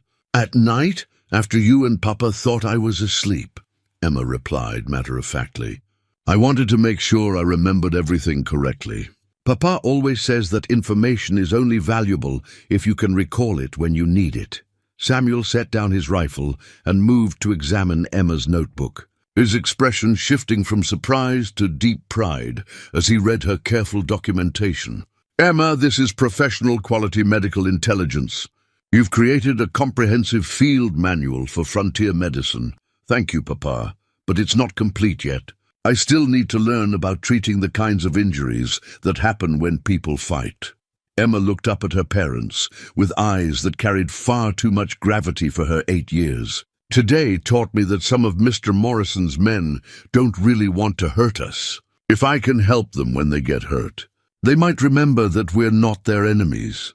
Mary felt a complex mixture of emotions as she watched her daughter calmly planning to provide medical aid to men who might be trying to kill them in a few hours. Emma's compassion was remarkable, but so was her tactical sophistication in recognizing how mercy could become a weapon more powerful than violence. "Emma, treating wounded enemies requires you to get close to dangerous people at vulnerable moments," Mary said carefully. How do you plan to do that without getting yourself captured or killed? Emma smiled with the kind of quiet confidence that had always characterized her approach to complex problems. Mama, remember what Papa taught me about Army Scout tactics? The best way to get close to enemies is to make them want you to get close to them.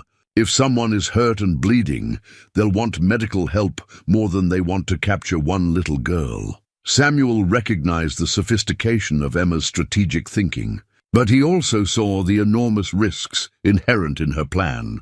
Emma, showing mercy to enemies can be tactically valuable, but it can also get you killed if you misjudge someone's intentions or capabilities. Papa, everything we're planning involves risk, Emma replied with matter-of-fact honesty. The question isn't how to avoid risk completely, it's how to manage risk in ways that give us the best chance of protecting our home and our family. She closed her notebook and tucked it back into her pocket, then began selecting items from her mother's medicine bag. Besides, if I can help some of Mr. Morrison's men, I might learn things about their plans, their equipment, or their morale that could be valuable for defending ourselves. Mary watched her daughter sort through medical supplies with the same methodical precision she brought to chess problems, and she realized that Emma was preparing for battle on multiple levels simultaneously. The child was thinking not only about tactics and strategy, but also about the human costs of conflict and the possibilities for reducing suffering on both sides. Emma, Mary said gently, you're planning to fight these men and heal them at the same time. Don't you see a contradiction in that? No, Mama, Emma replied with startling clarity.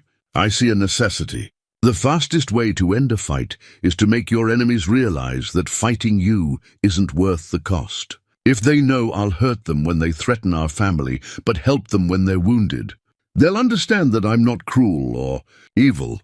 I'm just determined to protect the people I love. Samuel felt a chill of recognition as he heard his own military philosophy, reflected in his 8-year-old daughter's words. Emma had intuitively grasped one of the most sophisticated concepts in warfare, that the goal wasn't to destroy your enemies, but to convince them that continued aggression would cost more than it could possibly gain.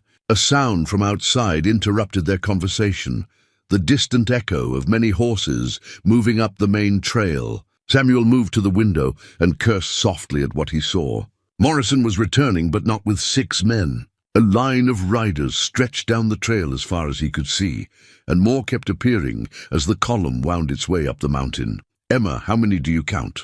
Samuel asked, knowing that his daughter's ability to process visual information often exceeded his own. Emma joined him at the window, studying the approaching riders with intense concentration. 23 men, Papa. Morrison brought reinforcements. They're better equipped this time, too. I can see pack horses carrying supplies for an extended operation. Mary moved to the back window, checking for signs of flanking movements. Samuel, they're not just coming up the main trail. I can see riders coming up the eastern approach, too. Emma immediately moved to join her mother, counting the additional enemies with the same calm precision she had brought to analyzing the main force. 6 more from the east, Mama. They're trying to surround the cabin before we can escape into the forest. Samuel felt the familiar calm that had always descended on him before serious combat. But this time it was mixed with something new, absolute determination to protect his family regardless of the odds. All right, this is it. Emma, are you ready? Emma checked her slingshot one final time, then selected a handful of stones from her carefully prepared collection. Each stone was perfectly sized and weighted for accuracy, and she had spent hours practicing with these exact projectiles. I'm ready, Papa. Mary, you know the plan. Mary shouldered her shotgun with the kind of fluid motion that spoke of years spent hunting game on difficult mountain terrain. Cover the cabin and provide supporting fire when needed. I know, Samuel. Emma moved toward the back door, then paused to look back at her parents. Papa, Mama, remember what I said about making this about more than just our family. I'm going to try to turn some of these men into allies instead of enemies. Don't be surprised if strange things happen, Before Samuel could ask what she meant, Emma had slipped out the back door and disappeared into the forest shadows. Within seconds, it was as if she had never been there. No sound of footsteps, no movement of branches, no trace of her passage through the undergrowth. Samuel positioned himself at the front window where he had clear lines of fire toward the main trail, while Mary took the back window to watch for flanking movements. Both parents were experienced hunters who understood the importance of controlled breathing, careful aim, and making every shot count when ammunition was limited. The sound of approaching horses grew louder, and Samuel could now hear individual voices as Morrison directed his men into position. The tactical situation was exactly what they had expected: overwhelming force trying to surround and subdue a hopelessly outnumbered opponent through sheer numerical superiority. What Morrison and his men didn't expect was that their primary opponent wasn't the middle-aged veteran they could see through the cabin window, but an 8-year-old girl who was already moving through the forest like a ghost, carrying weapons they had never considered and using tactics no professional fighter would anticipate. Emma's voice drifted through the trees, seeming to come from everywhere and nowhere at once. "Mr. Morrison, you brought a lot more men this time. Are you that worried about one little girl?" Morrison called back toward the forest, his voice tight with frustration. "Miss Hayes, this is your last chance to surrender peacefully.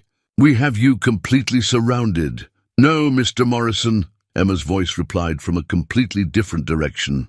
"You have our cabin surrounded." "I'm not in the cabin." To emphasize the point, a stone struck the ground directly in front of Morrison's horse, causing the animal to shy nervously. More stones followed, each one perfectly aimed to demonstrate Emma's ability to hit any target she chose, while remaining completely invisible to her enemies. The psychological effect was immediate and profound. Instead of feeling like an overwhelming force dealing with helpless opponents, Morrison's men found themselves looking nervously at every shadow, wondering where the next attack would come from and how many other defenders might be hidden in the forest. Emma's campaign of harassment and misdirection had begun in earnest, and it was already having effects that no conventional military manual could have predicted. The battle for Hayes Mountain was about to become unlike anything Morrison or his men had ever experienced. As Samuel watched Morrison's carefully planned assault begin to unravel under his daughter's unexpected tactics, he felt a surge of pride mixed with deep concern.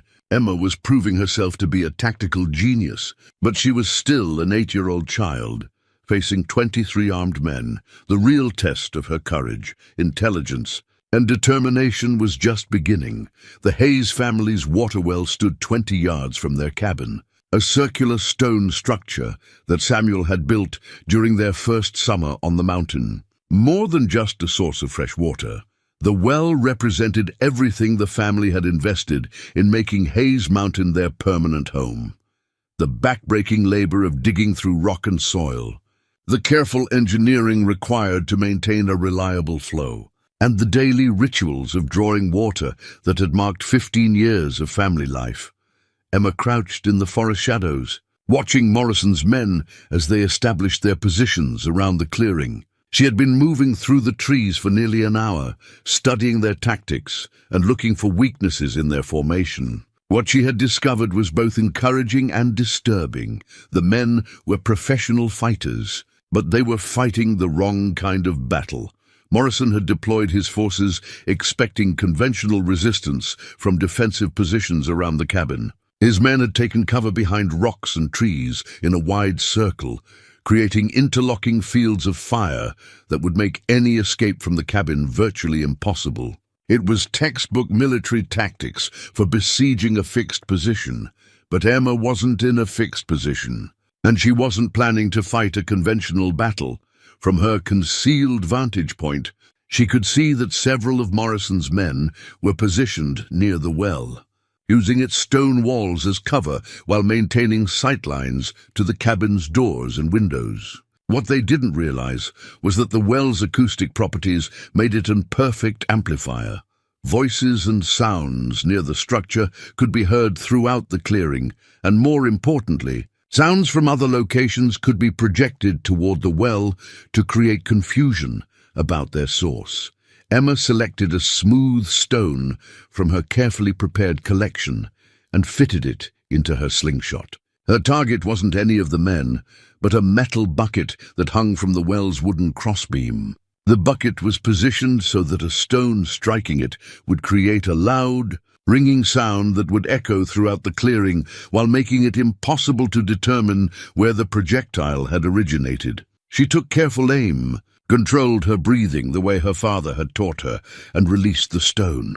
The impact created exactly the effect she had intended, a sharp, metallic clang that made every man in the clearing turn toward the well while providing no information about Emma's actual location. Before the echo had faded, Emma was already moving to a new position, her small form slipping through the undergrowth, with the silent grace of someone who had spent her entire life learning to move through mountain forest without disturbing so much as a fallen leaf. Morrison's voice cut through the clearing, tight with growing frustration. "Spread out and sweep the tree line. She's out there somewhere, and I want her found." But as his men began moving away from their carefully planned positions, Emma demonstrated why their conventional tactics were useless against her unconventional approach. Another stone struck a different target, this time a piece of loose metal roofing on the cabin's tool shed, creating a completely different sound from a completely different direction. The psychological effect was cumulative and devastating. Morrison's men found themselves reacting to attacks that came from everywhere while seeing nothing, hearing sounds that provided no useful tactical information, and gradually losing confidence in their ability to control a situation that should have been straightforward. Emma's voice drifted through the clearing, calm and conversational despite the circumstances. "Mr. Morrison, your men look nervous. Are you sure you brought enough people to capture one 8-year-old girl?" Morrison drew his pistol and fired 3 quick shots toward where he thought Emma's voice had originated, but the bullets struck empty forest. Emma's voice immediately responded from a position at least 50 yards away from where Morrison had aimed. "Mr. Morrison, you're wasting ammunition shooting at trees." "I'm not anywhere near where you think I am." One of Morrison's men, a grizzled veteran with the look of someone who had fought in real wars, lowered his rifle and spoke loud enough for everyone to hear. "Boss, this ain't working. That girl's making fools of us, and we're jumping at shadows like green recruits. Stay in position and maintain discipline," Morrison ordered. But his voice carried less authority than it had an hour earlier. Emma decided it was time to escalate her psychological warfare campaign. She had identified the well as a tactical asset, but she had also noticed something else. Several of Morrison's men carried water canteens that were nearly empty, and their horses showed signs of being pushed hard during the ride up the mountain. "Gentlemen," Emma's voice carried clearly across the clearing, "you look thirsty. Our well has the coldest, cleanest water in the territory. You're welcome to drink from it." The offer was so unexpected and seemingly generous that several of Morrison's men actually stood up from their cover positions. Unsure how to respond to hospitality from someone they were supposed to be fighting, Morrison realized immediately that Emma was playing a more sophisticated game than he had anticipated. "Don't move from your positions," he ordered. "It's probably poisoned." "Mr. Morrison," Emma replied, her voice carrying gentle reproach, "we're not the kind of people who poison wells. That water has sustained our family for 15 years, and it'll sustain anyone else who needs it."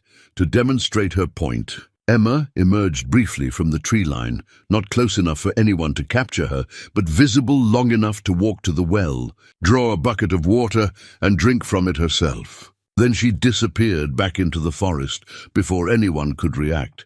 The demonstration was brilliant in its simplicity. Emma had shown Morrison's men that she was close enough to approach the well whenever she chose, that she had no fear of their superior numbers, and that her offer of water was genuine. More importantly, she had reinforced the growing impression that they were fighting someone who operated according to completely different rules than they understood. Morrison's youngest recruit, The same cowboy who had spoken during the morning's encounter looked longingly toward the well. His canteen had been empty for hours, and the hard ride up the mountain had left him desperately thirsty. "Boss," he said quietly, "what if she's telling the truth about the water?" "Thompson, maintain your position," Morrison snapped. But Emma had heard the exchange, and she filed away the information that at least one of Morrison's men was having second thoughts about their mission. From her new hiding place, Emma began implementing the next phase of her plan. She had spent the morning studying Morrison's men, learning to identify each one individually and assessing their morale, equipment, and apparent commitment to their mission. Now she was ready to begin targeting them as individuals rather than as a unified force. Thompson, the young cowboy, had taken position behind a fallen log about 30 yards from the well. His location provided good cover and clear sight lines to the cabin, but it also isolated him from his companions and made him vulnerable to the kind of individual attention Emma planned to provide. Emma worked her way through the forest until she was positioned directly behind Thompson's cover. From there, she could hear his labored breathing, see the sweat staining his shirt, and observe the way his hands shook slightly as he gripped his rifle. "Mr. Thompson," Emma's voice came from directly behind him, so close that he spun around with his rifle raised, but Emma was no longer there. She had spoken once and immediately moved to a different position, leaving Thompson staring at empty forest while her voice continued from somewhere else entirely. "Mr. Thompson, you don't want to be here, do you?" Thompson looked frantically around, trying to locate the source of the voice while keeping his rifle ready. I'm just doing my job, miss." "Your job is threatening to hurt families who never did anything to you," Emma's voice replied gently. "That's not the kind of work that lets a person sleep well at night." Morrison noticed that Thompson was no longer maintaining proper position and called out sharply, "Thompson, report your status." But before Thompson could answer, Emma's voice cut across the clearing. "Mr. Morrison, Mr. Thompson is fine. We're just having a conversation about whether threatening children is the kind of work a decent man should do." Morrison realized that Emma had somehow isolated one of his men and was working to undermine his morale through direct conversation. It was a tactic he had never encountered before, and he had no standard procedure for dealing with it. "Thompson, return to your assigned position immediately," Morrison ordered. "Mr. Thompson," Emma's voice came again, still gentle but carrying new urgency, "you should probably rejoin your friends. But before you do, I want you to know something. When this is over, whether you win or lose, you'll have to go home and explain to your family what you did today. Make sure it's something you can be proud of." Thompson stood up slowly, his rifle lowered, and began walking back toward Morrison's position. But his movements were those of a man who was thinking hard about choices he had never questioned before. Emma watched Thompson's retreat with satisfaction. She hadn't converted him into an ally, but she had planted seeds of doubt that would continue growing throughout the day. More importantly, she had demonstrated to Morrison that his men were vulnerable to individual, psychological pressure in ways that conventional military tactics couldn't address. The well stood in the center of the clearing like a symbol of everything the conflict was really about, not just land or legal claims, but the difference between people who built things and people who took things, between those who nurtured life and those who profited from destruction. Emma settled back into the forest shadows to observe Morrison's next move, her slingshot ready and her mind already working on the next phase of her campaign. The battle for Hayes Mountain was becoming a battle for the souls of the men who had come to destroy her family's home. And Emma intended to fight that battle with every weapon at her disposal, including the most powerful weapon of all: the simple truth that some things were worth defending regardless of the odds. During a brief lull in the tactical maneuvering, as Morrison regrouped his frustrated men and Emma repositioned herself in the forest, Samuel made a decision that would change everything. He had been watching the standoff develop for hours, seeing his daughter's brilliant tactics slowly eroding Morrison's control over his men. But he also understood that psychological warfare alone might not be enough to end the conflict permanently. The time had come to reveal a secret he had kept. Hidden for 15 years, Samuel moved away from his position at the front window and walked to the corner of the cabin where a heavy wooden chest sat beneath a colorful quilt Mary had made during their first winter on the mountain. The chest contained more than just family mementos and seasonal clothing. It held documents that could reshape the entire legal foundation of Blackwood's claim to Hayes Mountain. Mary watched her husband with growing curiosity as he lifted the lid of the chest and began removing items from the bottom compartment. A section she had never seen opened in all their years together. "Samuel, what are you looking for?"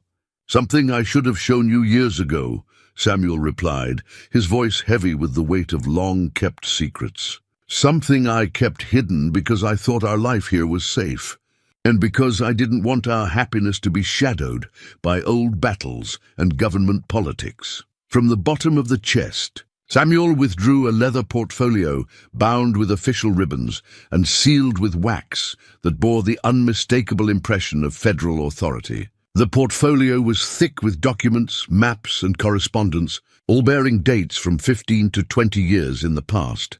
Mary moved closer as Samuel carefully broke the ancient wax seals and opened the portfolio. The first document he revealed was a military survey map showing Hayes Mountain and the surrounding territory. But this map contained details far more comprehensive than anything in Samuel's homesteading papers. "Samuel, what is this?" Mary asked, studying the intricate cartographic work that showed not just geographic features, but also mineral deposits, water sources, strategic positions, and what appeared to be detailed military assessments of the entire region. "My final army assignment," Samuel replied quietly. In 1868, the federal government commissioned a comprehensive survey of Colorado territory to assess its strategic value, mineral resources, and potential for development. I was the lead scout for a team that spent 2 years mapping every mountain, valley, and stream from Denver to the Continental Divide. Mary stared at the maps, beginning to understand the implications of what Samuel was revealing. "You mean you didn't just find this land by accident? You knew exactly what you were choosing when you brought us here?" Samuel nodded, spreading additional documents across their kitchen table. Emma was right yesterday when she questioned the authenticity of Blackwood's surveyor stakes. This mountain was surveyed with military precision 20 years ago, and every acre of it was designated for specific purposes under federal territorial development policy. He pointed to a section of the map that showed Hayes Mountain highlighted in blue ink, with extensive notations in the margins. This entire mountain was designated as a strategic reserve, off-limits to private development because of its value as a military observation post and its critical watershed functions for the entire valley system. Mary felt the ground shifting beneath her feet as she realized the magnitude of what Samuel had been hiding. "You mean Blackwood's claims aren't just fraudulent, they're impossible? The federal government would never sell land that's designated as strategic reserve." "Not just impossible," Samuel corrected, "but criminal. Anyone attempting to purchase or develop strategic reserve land without proper federal authorization is committing a federal crime that carries penalties, including seizure of assets and imprisonment." Mary sank into her chair, overwhelmed by the implications of Samuel's revelation. "Samuel, if you've known this all along, why didn't you tell Whitman and Morrison? Why are we fighting a battle we could win with paperwork?" Samuel's expression grew grave as he pulled out another set of documents, correspondence between federal agencies that painted a disturbing picture of corruption and political manipulation. "Because, Mary, these documents also reveal something else. Someone in the Federal Territorial Office has been selling false titles to strategic reserve land for years, pocketing enormous sums while putting legitimate settlers at risk." He showed her letters dated from 3 years earlier, communications between territorial judges, federal land commissioners, and private investors that outlined a systematic scheme to defraud the government while enriching a small group of corrupt officials. Judge Caldwell, The man who signed Morrison's writ of possession is mentioned repeatedly in these communications. So is Vincent Blackwood. They've been working together to steal federal land for private development, using forged documents and bribed officials to make it appear legal. Mary studied the correspondence, her face pale as she grasped the full scope of the conspiracy they were facing. "Samuel, this isn't just about our mountain. They've been stealing land all across the territory, hundreds of thousands of acres," Samuel confirmed. "And they've been destroying the lives of legitimate settlers who get in their way. The Hayes family isn't their first target, and we won't be their last unless someone stops them." Outside, the sound of gunfire erupted as Morrison's patience finally snapped, and he ordered his men to begin shooting toward any shadow or sound that might conceal Emma. Samuel and Mary rushed to the windows, but they couldn't see their daughter anywhere in the chaos of bullets, splintering trees and ricocheting off rocks. Emma's voice cut through the gunfire, calm and clear despite the danger. "Mr. Morrison, you're wasting a lot of ammunition shooting at an empty forest. I'm still not where you think I am." Samuel felt a surge of pride mixed with terror as he realized that Emma was continuing her psychological warfare campaign even while under direct fire. His daughter possessed the kind of courage that couldn't be taught or learned. It was simply part of who she was. But the escalation to actual violence changed the tactical situation dramatically. Morrison's men were now shooting to kill, and Emma's safety depended entirely on her ability to remain invisible while moving through forest that was becoming increasingly dangerous with every passing minute. "Samuel," Mary said urgently, "we have to end this before Emma gets hurt. Show them the documents." Samuel gathered the most crucial papers from his hidden portfolio, the military survey maps, the correspondence revealing the corruption scheme, and most importantly, a federal certificate that established Hayes Mountain's permanent status as strategic reserve land. He moved toward the front door, but before he could open it, Emma's voice called out from the forest with new urgency. "Papa, don't come outside yet. I've learned something important." Samuel paused with his hand on the door latch. "Emma, what did you learn?" "Mr. Morrison and his men don't know about Mr. Blackwood's real plans." Emma's voice carried clearly across the clearing, despite the continuing sporadic gunfire. "I heard them talking when they thought I couldn't hear them. They think they're just clearing squatters from land Mr. Blackwood legally purchased." Morrison's voice cut across the clearing, harsh with frustration and growing desperation. "Miss Hayes, you're in serious danger out there. My men are under orders to use whatever force is necessary to secure this property." "Mr. Morrison," Emma replied, "your men are under orders based on lies. Mr. Blackwood told you he legally purchased this land, didn't he?" Morrison didn't answer, but his silence was confirmation enough. Emma's voice continued, now carrying the clear ring of absolute certainty. "Mr. Morrison, this mountain is designated Federal Strategic Reserve Land. It cannot be legally sold to private individuals under any circumstances. Mr. Blackwood's purchase documents are forgeries, and his development plans are federal crimes."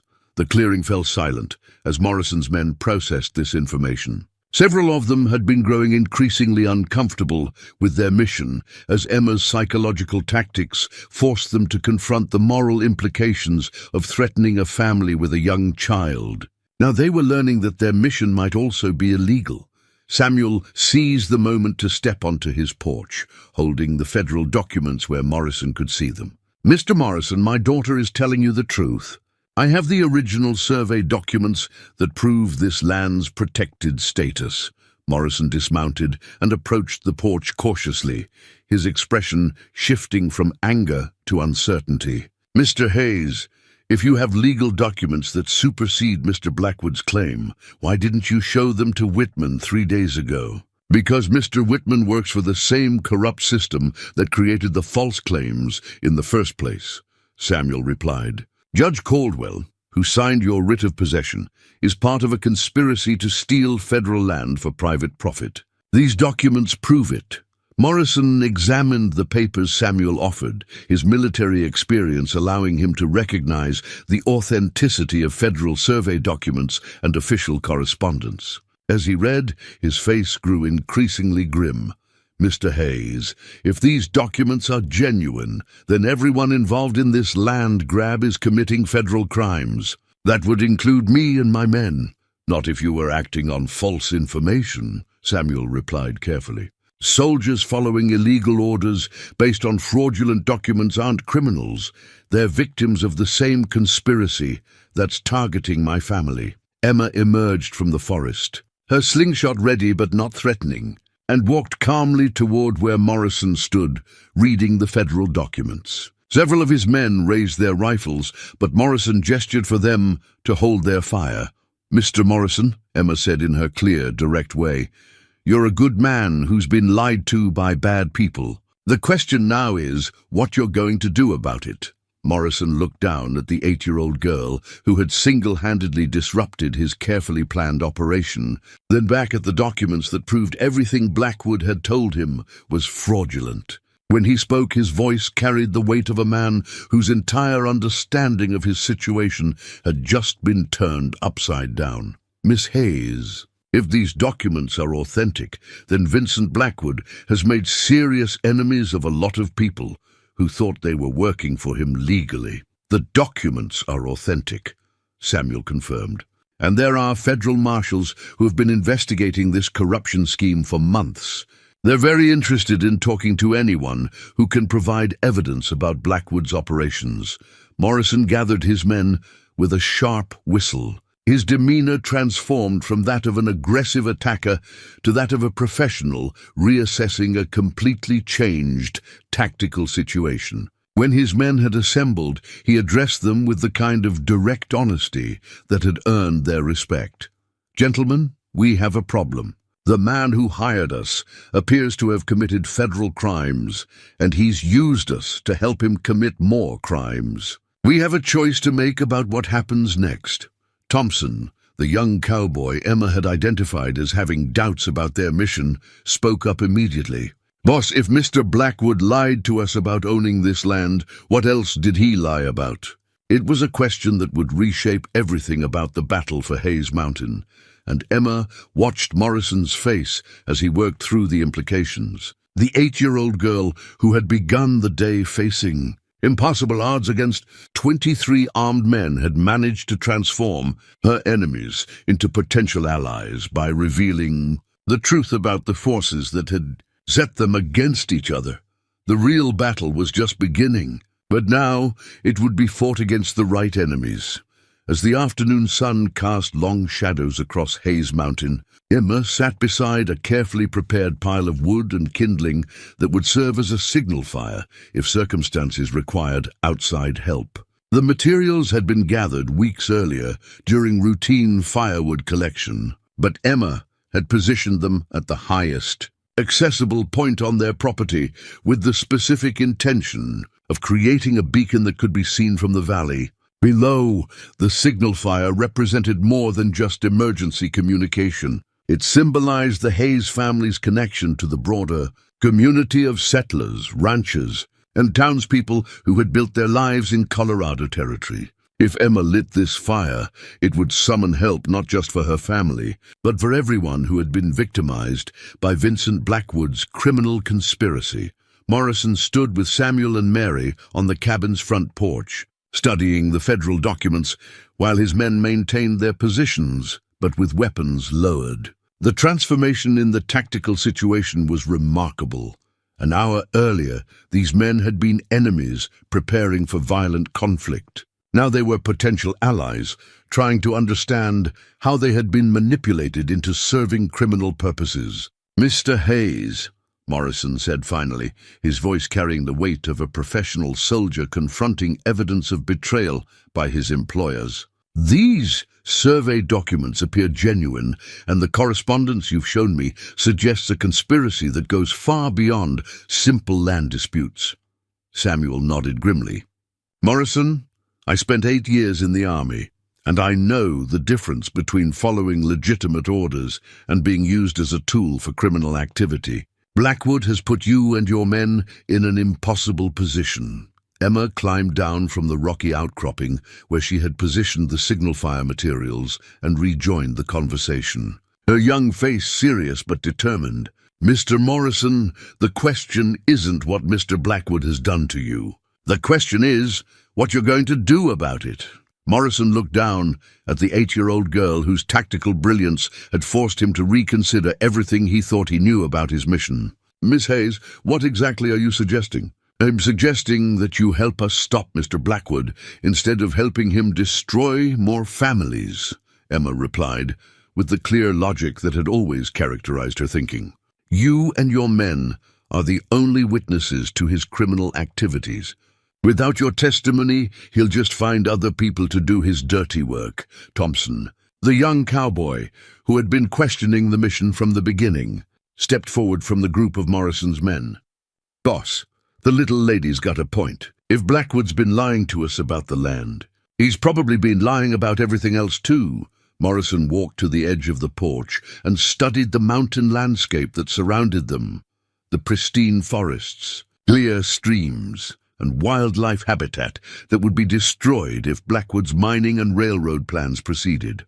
For the first time since accepting Blackwood's commission, he was seeing the land not as an obstacle to be cleared, but as something valuable in its own right. Mr. Hayes, Morrison said slowly, if we were to consider changing sides in this conflict, what exactly would you need us to do?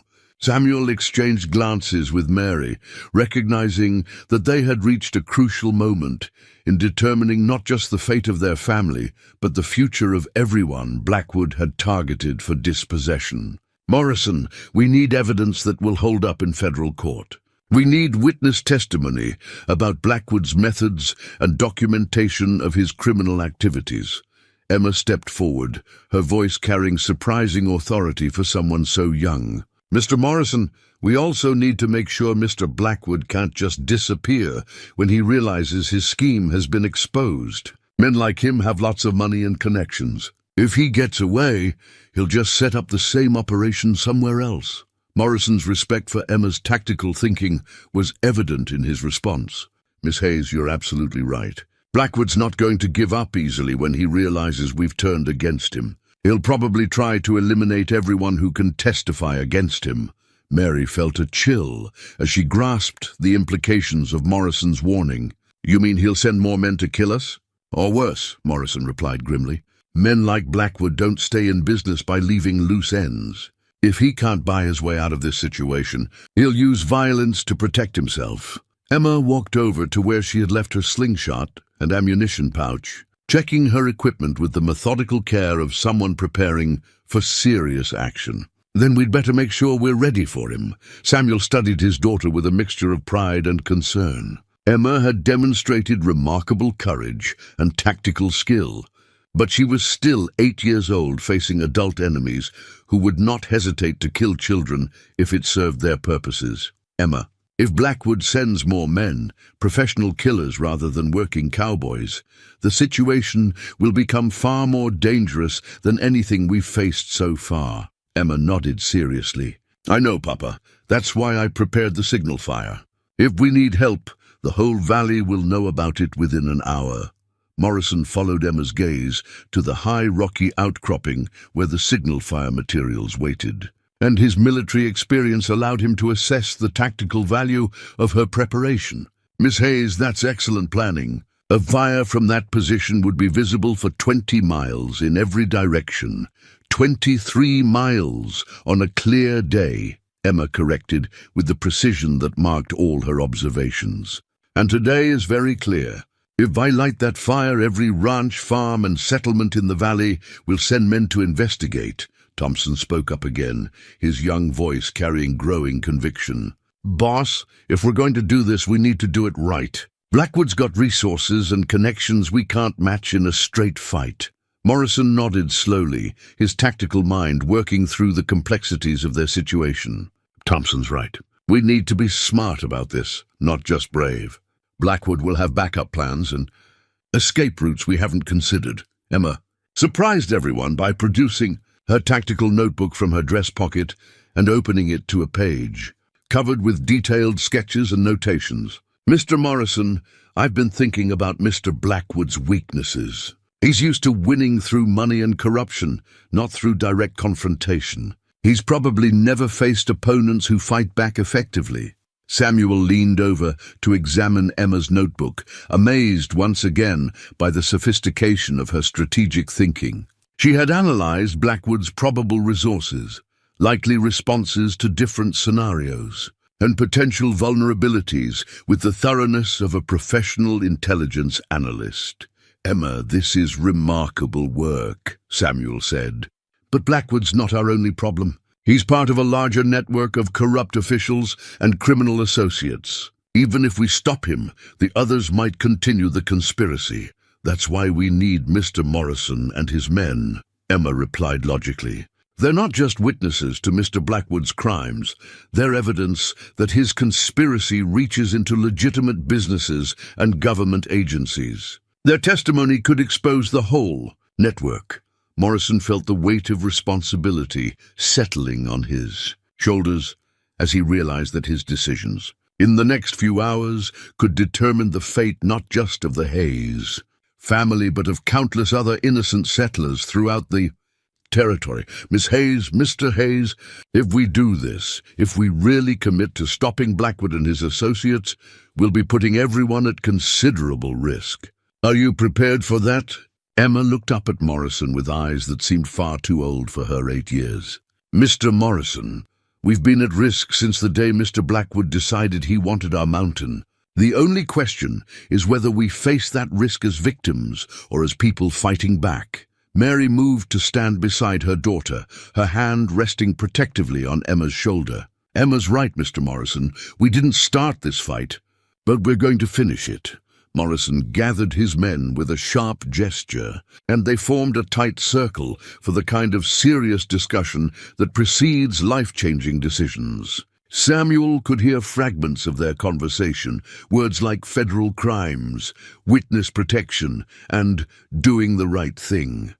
When Morrison returned to the porch, his expression carried the determined look of a soldier who had chosen his side in a conflict that would define the rest of his life. "Mr. Hayes." "Miss Hayes, Mrs. Hayes," Morrison said formally. "My men and I would be honored to help you stop Vincent Blackwood and everyone associated with his criminal activities." Emma smiled with quiet satisfaction, not the triumph of victory, but the deeper contentment of someone who had successfully convinced others to choose justice over profit, courage over safety. "Thank you, Mr. Morrison," she said simply. "Now let's get ready for Mr. Blackwood's next move." As the sun began its descent toward the western peaks, the unlikely alliance prepared for a confrontation that would determine not just the fate of Hayes Mountain, but the future of honest settlement throughout Colorado Territory. Emma checked her signal fire one final time, knowing that before the day ended, she might need to summon every ally within 23 miles to help them face whatever Vincent Blackwood sent against them. The battle was far from over, but the odds had shifted dramatically in favor of the people who were fighting to protect their homes rather than to profit from destroying them. Emma had spent the past hour constructing an elaborate network of rope traps that transformed the approaches to Hayes Mountain into a maze of snares, pulleys, and carefully positioned obstacles. The system was a masterpiece of engineering and tactical thinking. Each rope was precisely positioned to catch riders at vulnerable points. Every pulley was designed to multiply the force of gravity, and the entire network was connected so that Emma could trigger multiple traps simultaneously from concealed positions. The inspiration for her trap system had come from watching spiders build webs in the cabin's corners, observing how they created structures that appeared delicate but could immobilize creatures many times their size. Emma had applied the same principles on a much larger scale, using the mountain's natural features to amplify the effectiveness of simple materials. Morrison studied Emma's handiwork with professional admiration, recognizing tactical brilliance when he saw it. "Miss Hayes, this is some of the most sophisticated field engineering I've ever encountered. You've turned this entire mountainside into a defensive weapon." Emma tested one of her rope mechanisms, watching as a carefully balanced log swung across a narrow section of trail with enough force to unhorse any rider. Thank you, Mr. Morrison. Papa taught me that.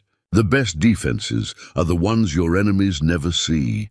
Coming, Samuel felt a complex mixture of pride and apprehension as he watched his 8-year-old daughter put the finishing touches on preparations that would have impressed professional military engineers. Emma's transformation from a gentle child who played chess and helped with household chores into a tactical genius capable of outthinking experienced fighters was remarkable, but it also represented a loss of innocence that could never be recovered.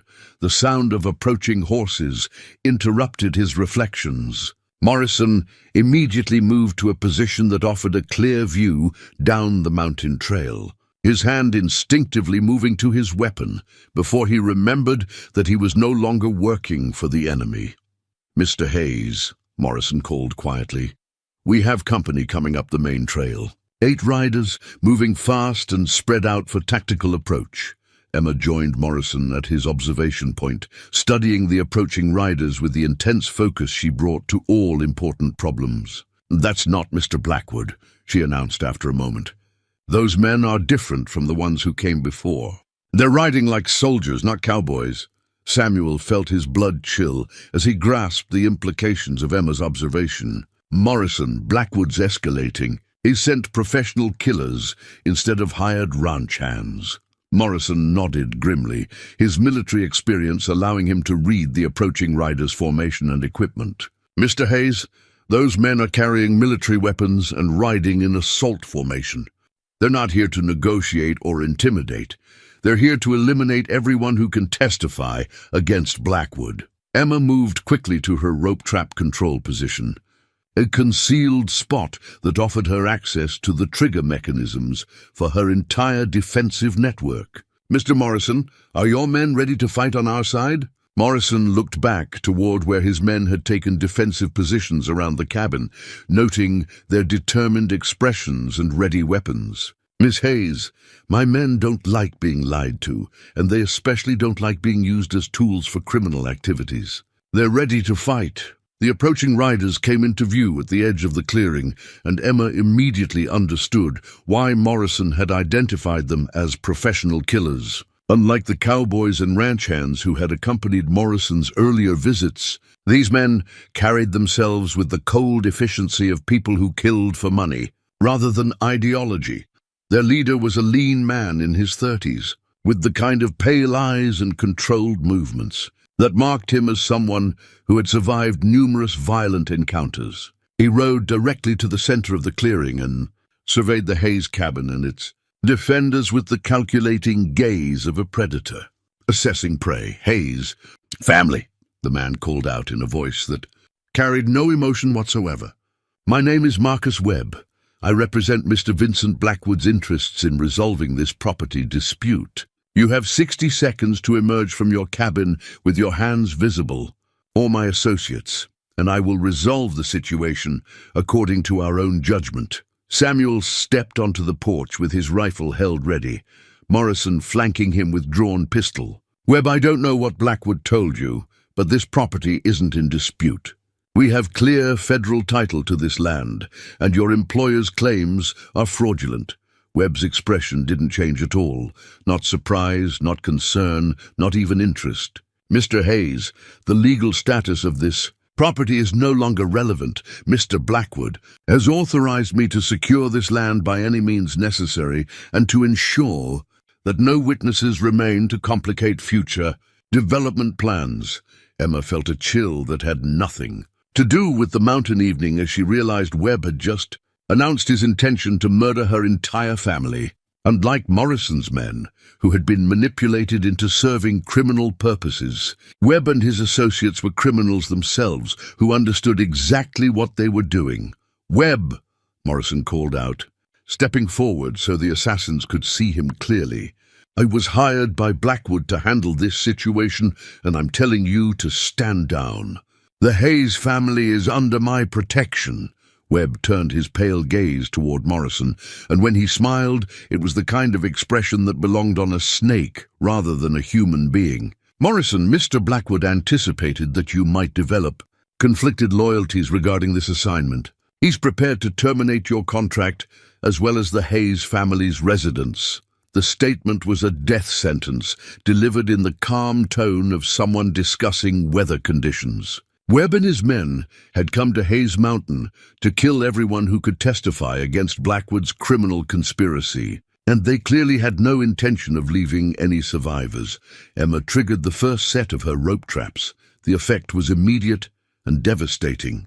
3 of Webb's men found themselves yanked from their saddles by ropes that seemed to come from nowhere, their horses rearing and bolting as carefully positioned logs swung across the trail with bone-crushing force. The 4th rider managed to avoid Emma's first trap, only to ride directly into her backup snare, which left him hanging upside down from a tree branch while his weapon fell uselessly to the ground. Webb himself managed to avoid the initial trap sequence through quick reflexes and military training.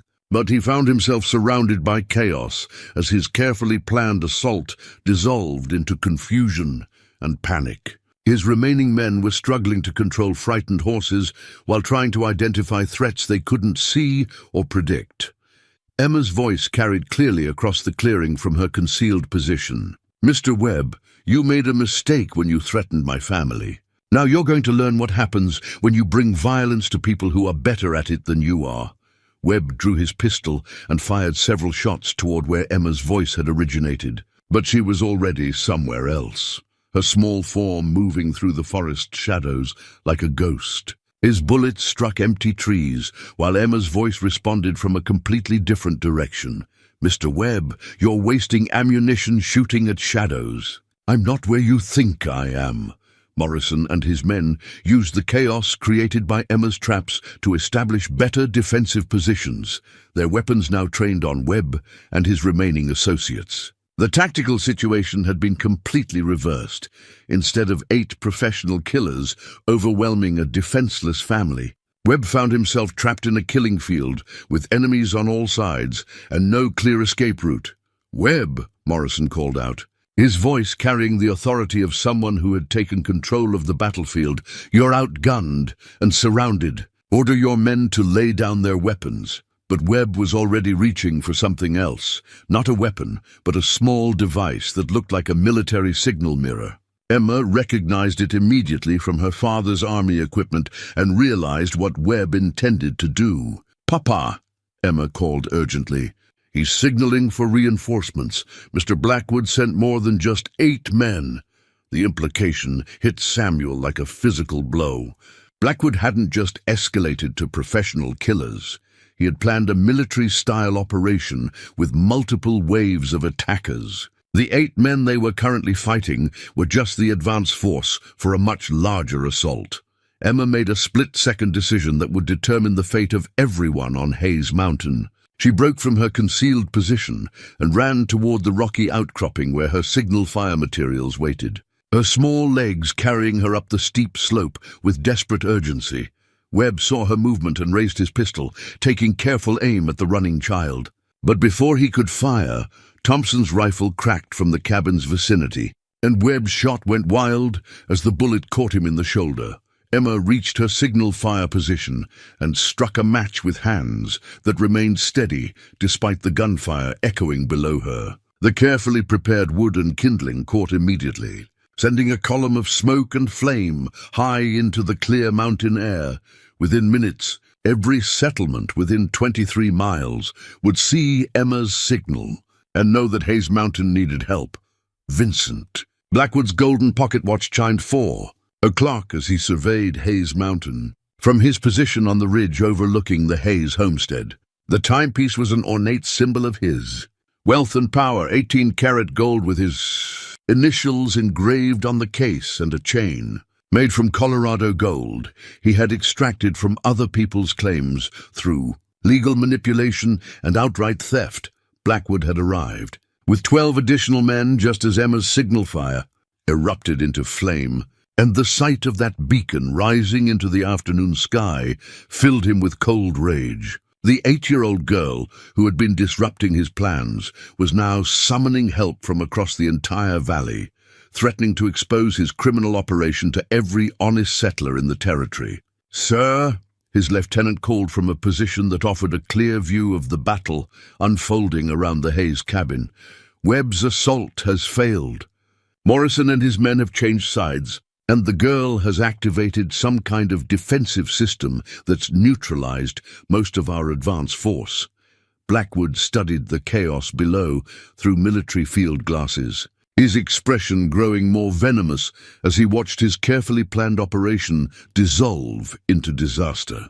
Webb, wounded and with most of his men captured or incapacitated, was trying to withdraw, while Morrison's defected Cowboys provided covering fire for the Hayes family.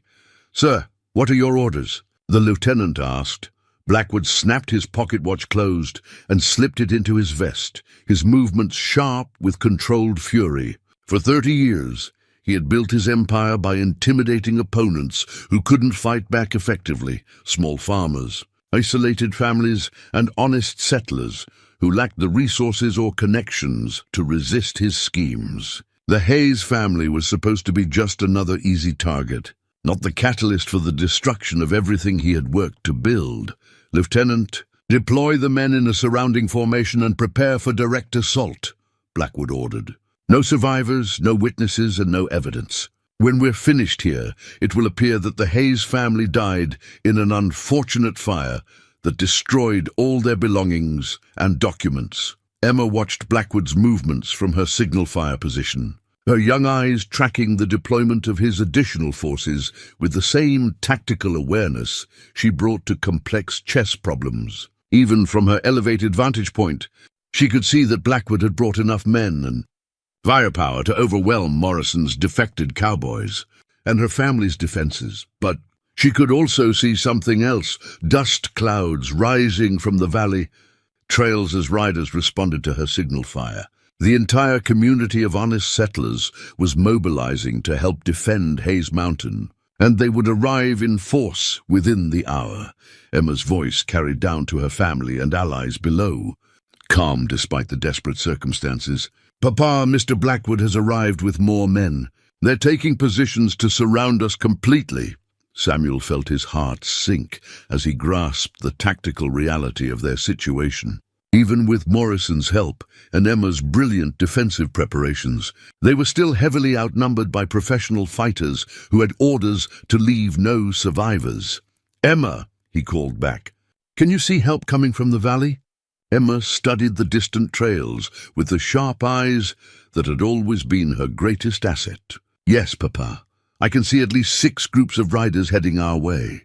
But they won't arrive for another hour, and Mr. Blackwood's men are moving into position now." Blackwood himself appeared at the edge of the clearing, no longer content to direct the battle from a safe distance. He was a man in his 50s, with the soft physique of someone who had grown rich from other people's labor. But his eyes burned with the kind of ruthless determination that had made him wealthy and powerful. "Hayes," Blackwood called out, his voice carrying across the clearing with commanding authority. "I'm Vincent Blackwood. This ends now. You have something that belongs to me, and I'm taking it back." Samuel stepped onto the porch to face Blackwood directly, his rifle ready but held in a non-threatening position. "Blackwood, the only thing that belongs to you is a federal prison cell. This land is legally designated strategic reserve, and your attempts to purchase it constitute federal crimes." Blackwood laughed, a harsh sound that carried no warmth or humor. "Hayes, you're a simple mountain man who doesn't understand how the world really works. Laws are written by men with power, and they can be rewritten by men with more power. I own judges, territorial officials, and federal commissioners. Your legal documents are worthless paper." Emma's voice cut across the clearing from her elevated position, clear and strong despite her youth. "Mr. Blackwood, you're wrong about how the world works. Laws aren't just words on paper. They're promises that communities make to protect each other. And when you break those promises, the community fights back." Blackwood looked up toward Emma's signal fire, his expression twisting with rage, as he realized that an 8-year-old girl was lecturing him about law and justice. "Little girl, you've caused me considerable trouble and expense. When this is over, I'm going to make sure you understand the price of interfering with your betters." Mr. Blackwood, Emma replied with startling directness. I'm not afraid of you. You're just a greedy old man who's been stealing from people because you thought nobody would fight back. But you were wrong. Morrison stepped forward, his voice carrying the authority of someone who had chosen his side in the conflict. Blackwood, you lied to me and my men about the legal status of this land. You used us as tools for criminal activities. That makes you our enemy now, Blackwood's face contorted with fury as he realized that his carefully planned operation had not only failed but had actually strengthened his opponents by converting his own hired men into allies for the Hayes family. Morrison, you were hired to follow orders, not to make moral judgments, Blackwood snarled. Your contract specifies complete loyalty to my interests. My contract, Morrison replied calmly, didn't include participating in federal crimes or threatening children. You voided that contract when you lied about the nature of this operation. Emma triggered another sequence of her rope traps, this time targeting Blackwood's newly arrived reinforcements. The results were even more spectacular than her first attack. Several men found themselves entangled in networks of rope that left them helpless, while others discovered that their horses refused to advance along trails that seemed to shift and change beneath them. Blackwood drew his own weapon, an expensive pistol with ivory grips that had never been used for anything more dangerous than target practice. Enough games. I don't care how clever that girl thinks she is. There are enough of us to overwhelm any defenses she's constructed. But before Blackwood could order the final assault, the sound of approaching horses echoed from multiple directions simultaneously. Emma's signal fire had done its work. Help was arriving not just from one direction, but from every trail that led to Hayes Mountain. The first group to arrive was led by Henrik, the elderly Norwegian settler who had become Emma's chess opponent and had spent enough time on Hayes Mountain to understand its defensive possibilities. Behind him rode a dozen farmers and ranchers who had seen Emma's signal and understood its meaning. More groups appeared from other trails. Cowboys from neighboring ranches, merchants from Cedar Ridge, and even a federal marshal who had been investigating Blackwood's activities for months. Emma's signal fire had summoned not just individual helpers, but an entire community united in defense of honest settlement against criminal exploitation.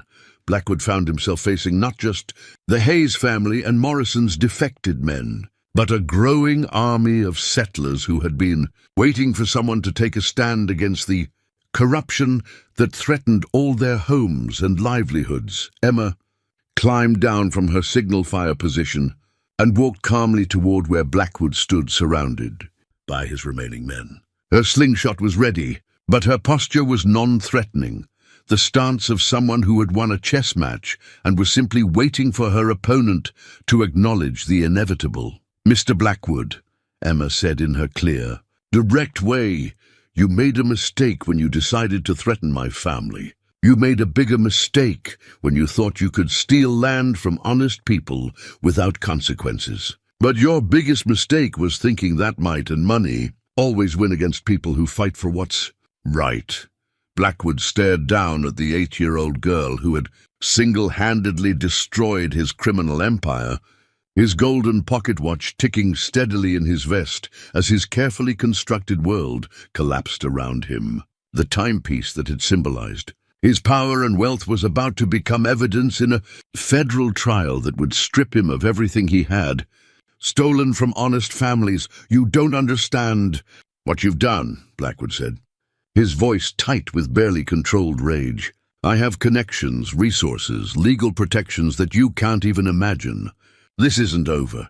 Emma looked up at him with the kind of calm certainty that had always marked her approach to solving difficult problems. Mr. Blackwood, it's already over. You lost when you decided to fight people who were defending their homes instead of just trying to make money. You lost when you lied to good men like Mr. Morrison and turned them against you. But mostly, you lost because you never understood that some things are more important than being rich and powerful. The federal marshal, who had arrived with the rescue group, stepped forward, his badge gleaming in the afternoon sunlight. Vincent Blackwood, You're under arrest for conspiracy to defraud the federal government, attempted theft of strategic reserve land, bribery of federal officials, and conspiracy to commit murder. Blackwood's remaining men, seeing themselves hopelessly outnumbered and facing federal charges, began laying down their weapons in surrender. The criminal enterprise that had threatened dozens of families across Colorado territory was crumbling as its hired guns abandoned their employer to save themselves. Morrison approached Blackwood with the satisfaction of a man who had chosen the right side in a moral conflict. "Blackwood, you should have told me the truth from the beginning. My men and I might have been willing to help you with legitimate business. But we don't work for criminals and murderers." Blackwood pulled his golden pocket watch from his vest and stared at its ornate face, watching the hands mark the end of his empire. 30 years, he said quietly. 30 years building everything I achieved, and it's destroyed by a child who should have been in school instead of playing at war. Emma stepped closer, her young face serious, but not unkind. "Mr. Blackwood, I wasn't playing at war. I was defending my family. And I wasn't trying to destroy what you built. I was trying to protect what my parents built. The difference is that we built something real and honest, while you built something that could only exist by hurting other people." The federal marshal took Blackwood's expensive pocket watch as evidence, noting the engravings and gold content that represented wealth, stolen from legitimate claims throughout the territory. "Mr. Blackwood, this watch and everything else you own will be confiscated as proceeds from criminal activity. The federal government will use these assets to compensate the families you've defrauded." As Blackwood was led away in shackles, Emma turned to address the growing crowd of settlers who had responded to her signal fire. Hendrik stood at the front of the group, his weathered face beaming with pride for the young chess opponent who had proven herself to be a strategic genius. "Friends," Emma called out, her clear voice carrying to every person in the gathering, "thank you for coming when we needed help. Today wasn't just about protecting my family's home. It was about protecting all our homes against people who think they can take whatever they want from honest families." Samuel joined his daughter, his arm around her shoulders as he addressed the community that had rallied to defend Hayes Mountain. "Emma's right. Blackwood wasn't just targeting us. He was targeting everyone who believed in honest work and legal settlement. By standing together today, we've sent a message that our community won't tolerate that kind of corruption." Mary emerged from the cabin where she had been treating the wounded men from Webb's assault team, her medical skills having been put to use, helping even those who had come to harm her family. "Emma, your plan worked perfectly. Not only did we stop Mr. Blackwood, but we did it in a way that brought the whole community together." Morrison approached the Hayes family, his expression carrying the respect of a professional soldier for worthy opponents who had become valued allies. "Miss Hayes, in 20 years of military and civilian service, I've never seen tactical thinking as sophisticated as what you demonstrated today. You have a remarkable gift for strategy and leadership." Emma blushed slightly at the praise, but her response was characteristically practical. "Thank you, Mr. Morrison. But I couldn't have done any of this without Papa's teaching, Mama's courage, and your decision to choose what was right over what was profitable." Thompson, the young cowboy who had been the first of Morrison's men to question their mission, stepped forward with a shy smile. "Miss Emma, I wanted to thank you for helping me understand what kind of man I want to be. I'll never again take a job that involves threatening families." Emma smiled back at him with genuine warmth. "Mr. Thompson, you were already a good man. You just needed a chance to prove it to yourself." The federal marshal finished securing the prisoners and approached Samuel with official documents. "Mr. Hayes, I'll need you and your family to provide testimony about Blackwood's activities. Your evidence will be crucial for prosecuting not just him, but the entire network of corrupt officials he's been working with." Samuel nodded gravely. "Marshal, we'll provide whatever testimony you need, but I want assurance that our family will be protected during the legal proceedings." Blackwood mentioned having connections and resources that might continue to pose a threat. Mr. Hayes, the marshal replied. After what I witnessed here today, I think your family has proven quite capable of protecting themselves. But yes, you'll have federal protection throughout the trial process. Emma looked up at the marshal with the direct gaze that had become her trademark. Marshal, the most important thing isn't protecting us from Mr. Blackwood's friends. The most important thing is making sure that what happened here today helps other families who are facing the same kinds of threats. The marshal tipped his hat respectfully to the 8-year-old girl who had just delivered a lecture on justice and community responsibility. Miss Hayes, I believe your actions today will indeed help many other families. You've shown that ordinary people can stand up to corruption and win, even when the odds seem impossible. As the sun began to set behind the peaks of Hayes Mountain, painting the sky in shades of gold and crimson, the community of settlers began the journey back to their own homes. But they carried with them the knowledge that they had participated in something larger than just defending one family's homestead. They had proven that honest people standing together could overcome any threat, no matter how wealthy or powerful. Emma climbed back up to her signal fire position to extinguish the beacon that had summoned help from across the valley. As she scattered the embers and made sure no spark remained to threaten the forest, she reflected on everything that had happened since Cornelius Whitman first rode up their mountain trail with Blackwood's false claims. The battle for Hayes Mountain was over, but Emma understood that the real victory wasn't just keeping their home. It was proving that a community of honest people could protect each other against anyone who tried to profit from their suffering. That was a lesson worth learning and worth teaching to others who might face similar challenges in the future. 6 months after the battle for Hayes Mountain, photographer William Anderson made the difficult journey up the mountain trails to capture an image that would become part of Colorado Territory's historical record.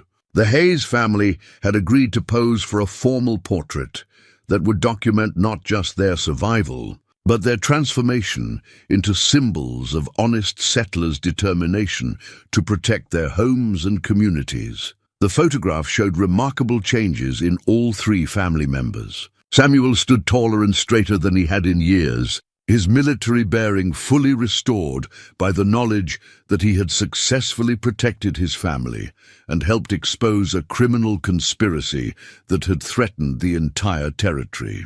Mary's smile carried a new confidence, born from having faced the worst possible circumstances and emerged victorious through courage and family unity. But the most dramatic transformation was in Emma herself. Though still only 8 years old, she carried herself with the quiet authority of someone who had proven herself in combat against overwhelming odds. Her eyes held depths of experience that seemed impossible in someone so young, yet her smile retained the warmth and intelligence that had always marked her character. The new family portrait would replace the old one on their cabin's mantel, representing not just their survival but their growth into something stronger than they had been before Blackwood's. Threats forced them to discover reserves of courage and capability they hadn't known they possessed. Samuel stood on the cabin's front porch as Anderson prepared his photographic equipment, watching Emma demonstrate her rope trap techniques to a group of visiting children whose families had come to Hayes Mountain to learn from the girl who had become a legend throughout the territory. Emma's instruction was patient and thorough, emphasizing safety and defensive applications rather than aggressive tactics. Emma's become quite the teacher, Mary observed, joining Samuel on the porch with cups of coffee that steamed in the cool mountain air.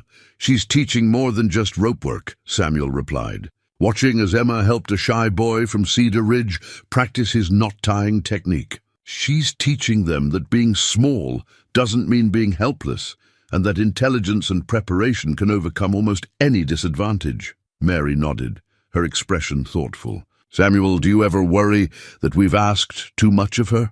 That we've forced her to grow up too fast? Samuel considered the question, watching Emma's patient work with children who looked up to her as a hero despite their similar ages. Mary, I think Emma was always going to be exceptional.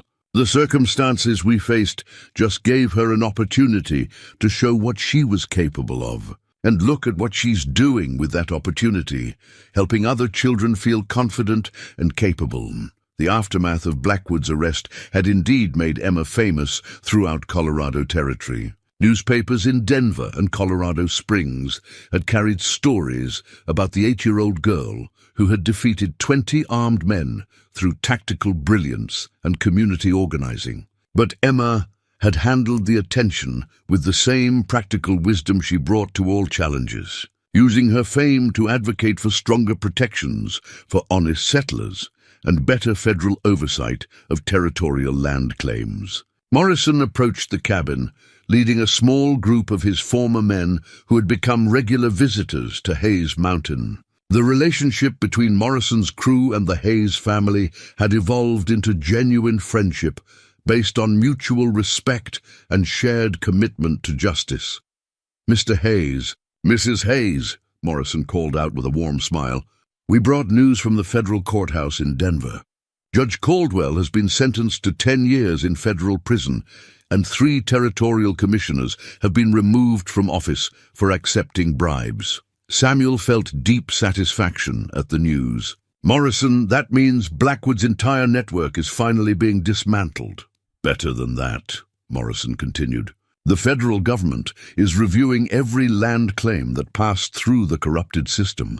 Families who lost their homes to fraudulent sales are getting their property back, with compensation for their losses." Emma looked up from her instruction of the visiting children, her face bright with genuine joy. "Mr. Morrison, that's wonderful news. It means families like ours all across the territory will be safe from people like Mr. Blackwood." Thompson, who had become Emma's most devoted admirer among Morrison's men, stepped forward with a carefully wrapped package. "Miss Emma, we brought you something to commemorate everything you accomplished." Emma accepted the package with curiosity, unwrapping it to reveal a beautiful leather-bound book, with her name embossed in gold on the cover. Inside, the pages were blank except for an inscription on the first page, "For Emma Hayes, whose courage and wisdom saved a community. May this record the continuing adventures of a remarkable young woman." "Mr. Thompson, this is beautiful," Emma said, her eyes bright with emotion. "Thank you.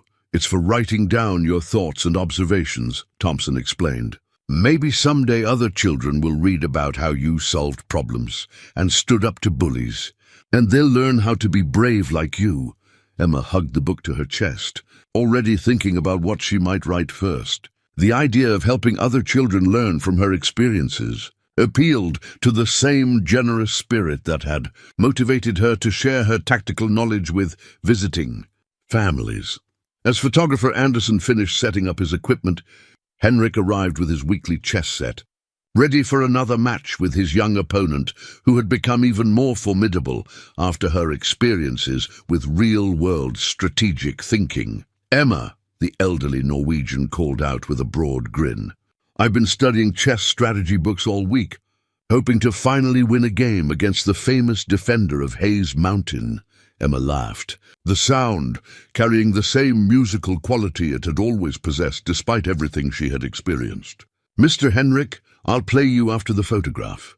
But I should warn you that I've learned some new opening strategies."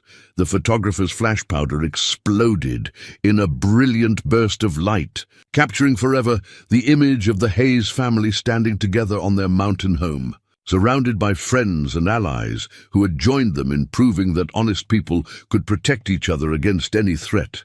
As the smoke from the flash powder cleared, Emma looked out over the valley that spread below Hayes Mountain, noting the smoke rising from dozens of chimneys that marked homes where families lived in security because of the community's successful stand against Blackwood's criminal conspiracy. Samuel followed his daughter's gaze, understanding the satisfaction she took in knowing that their struggle had protected not just their own home, but the homes of countless other families throughout Colorado Territory. "Emma," he said quietly, "what you accomplished here will be remembered long after we're all gone. You've shown people that ordinary families can stand up to extraordinary threats when they work together and refuse to give up." Emma nodded thoughtfully, then surprised her father with a question that revealed the continuing development of her strategic mind. "Papa, do you think there will be other Mr. Blackwoods in the future? Other people who try to steal from honest families?" Samuel considered the question seriously, recognizing that Emma was already thinking about challenges that might emerge in years to come. "Yes, Emma, there will always be people who try to profit from other people's work and sacrifice. But there will also always be people like you, people who see what's right and have the courage to fight for it." Emma smiled with quiet confidence, her hand moving instinctively to the slingshot that still hung from her belt as a reminder of battles won and lessons learned. "Then when the time comes, we'll be ready for them." As the sun set behind the peaks of Hayes Mountain, painting the sky in shades of gold and purple, the Hayes family settled into the peaceful evening routine that had been interrupted months earlier by Blackwood's threats. But their peace now carried new dimensions. The security that came from proven strength, the satisfaction of justice achieved, and the confidence that came from knowing they could protect themselves and their community against whatever challenges the future might bring. Emma opened her new journal and wrote her first entry by lamplight, documenting not the tactical details of her victory over Blackwood's forces, but the more important lessons about courage, community, and the power of ordinary people to accomplish extraordinary things when they refuse to surrender what matters most. The battle for Hayes Mountain had ended, but the story it represented, of families standing together to protect their homes and values against those who would destroy them for profit, would continue inspiring others for generations to come. And Emma Hayes, the 8-year-old girl who had proven that size and age meant nothing compared to courage and intelligence, would be remembered as the child who taught an entire territory that the most dangerous enemy of bullies and criminals is someone who refuses to be intimidated. The Hayes family's mountain sanctuary remained secure. Their community was stronger than ever, and their daughter had grown into a young woman whose story would be told wherever people needed reminding that justice and determination could overcome even the most overwhelming odds. It was, Samuel reflected as he watched Emma write by lamplight, exactly the kind of ending that made all the fear and struggle worthwhile, not just survival, but victory achieved in a way that made the world a better place for everyone.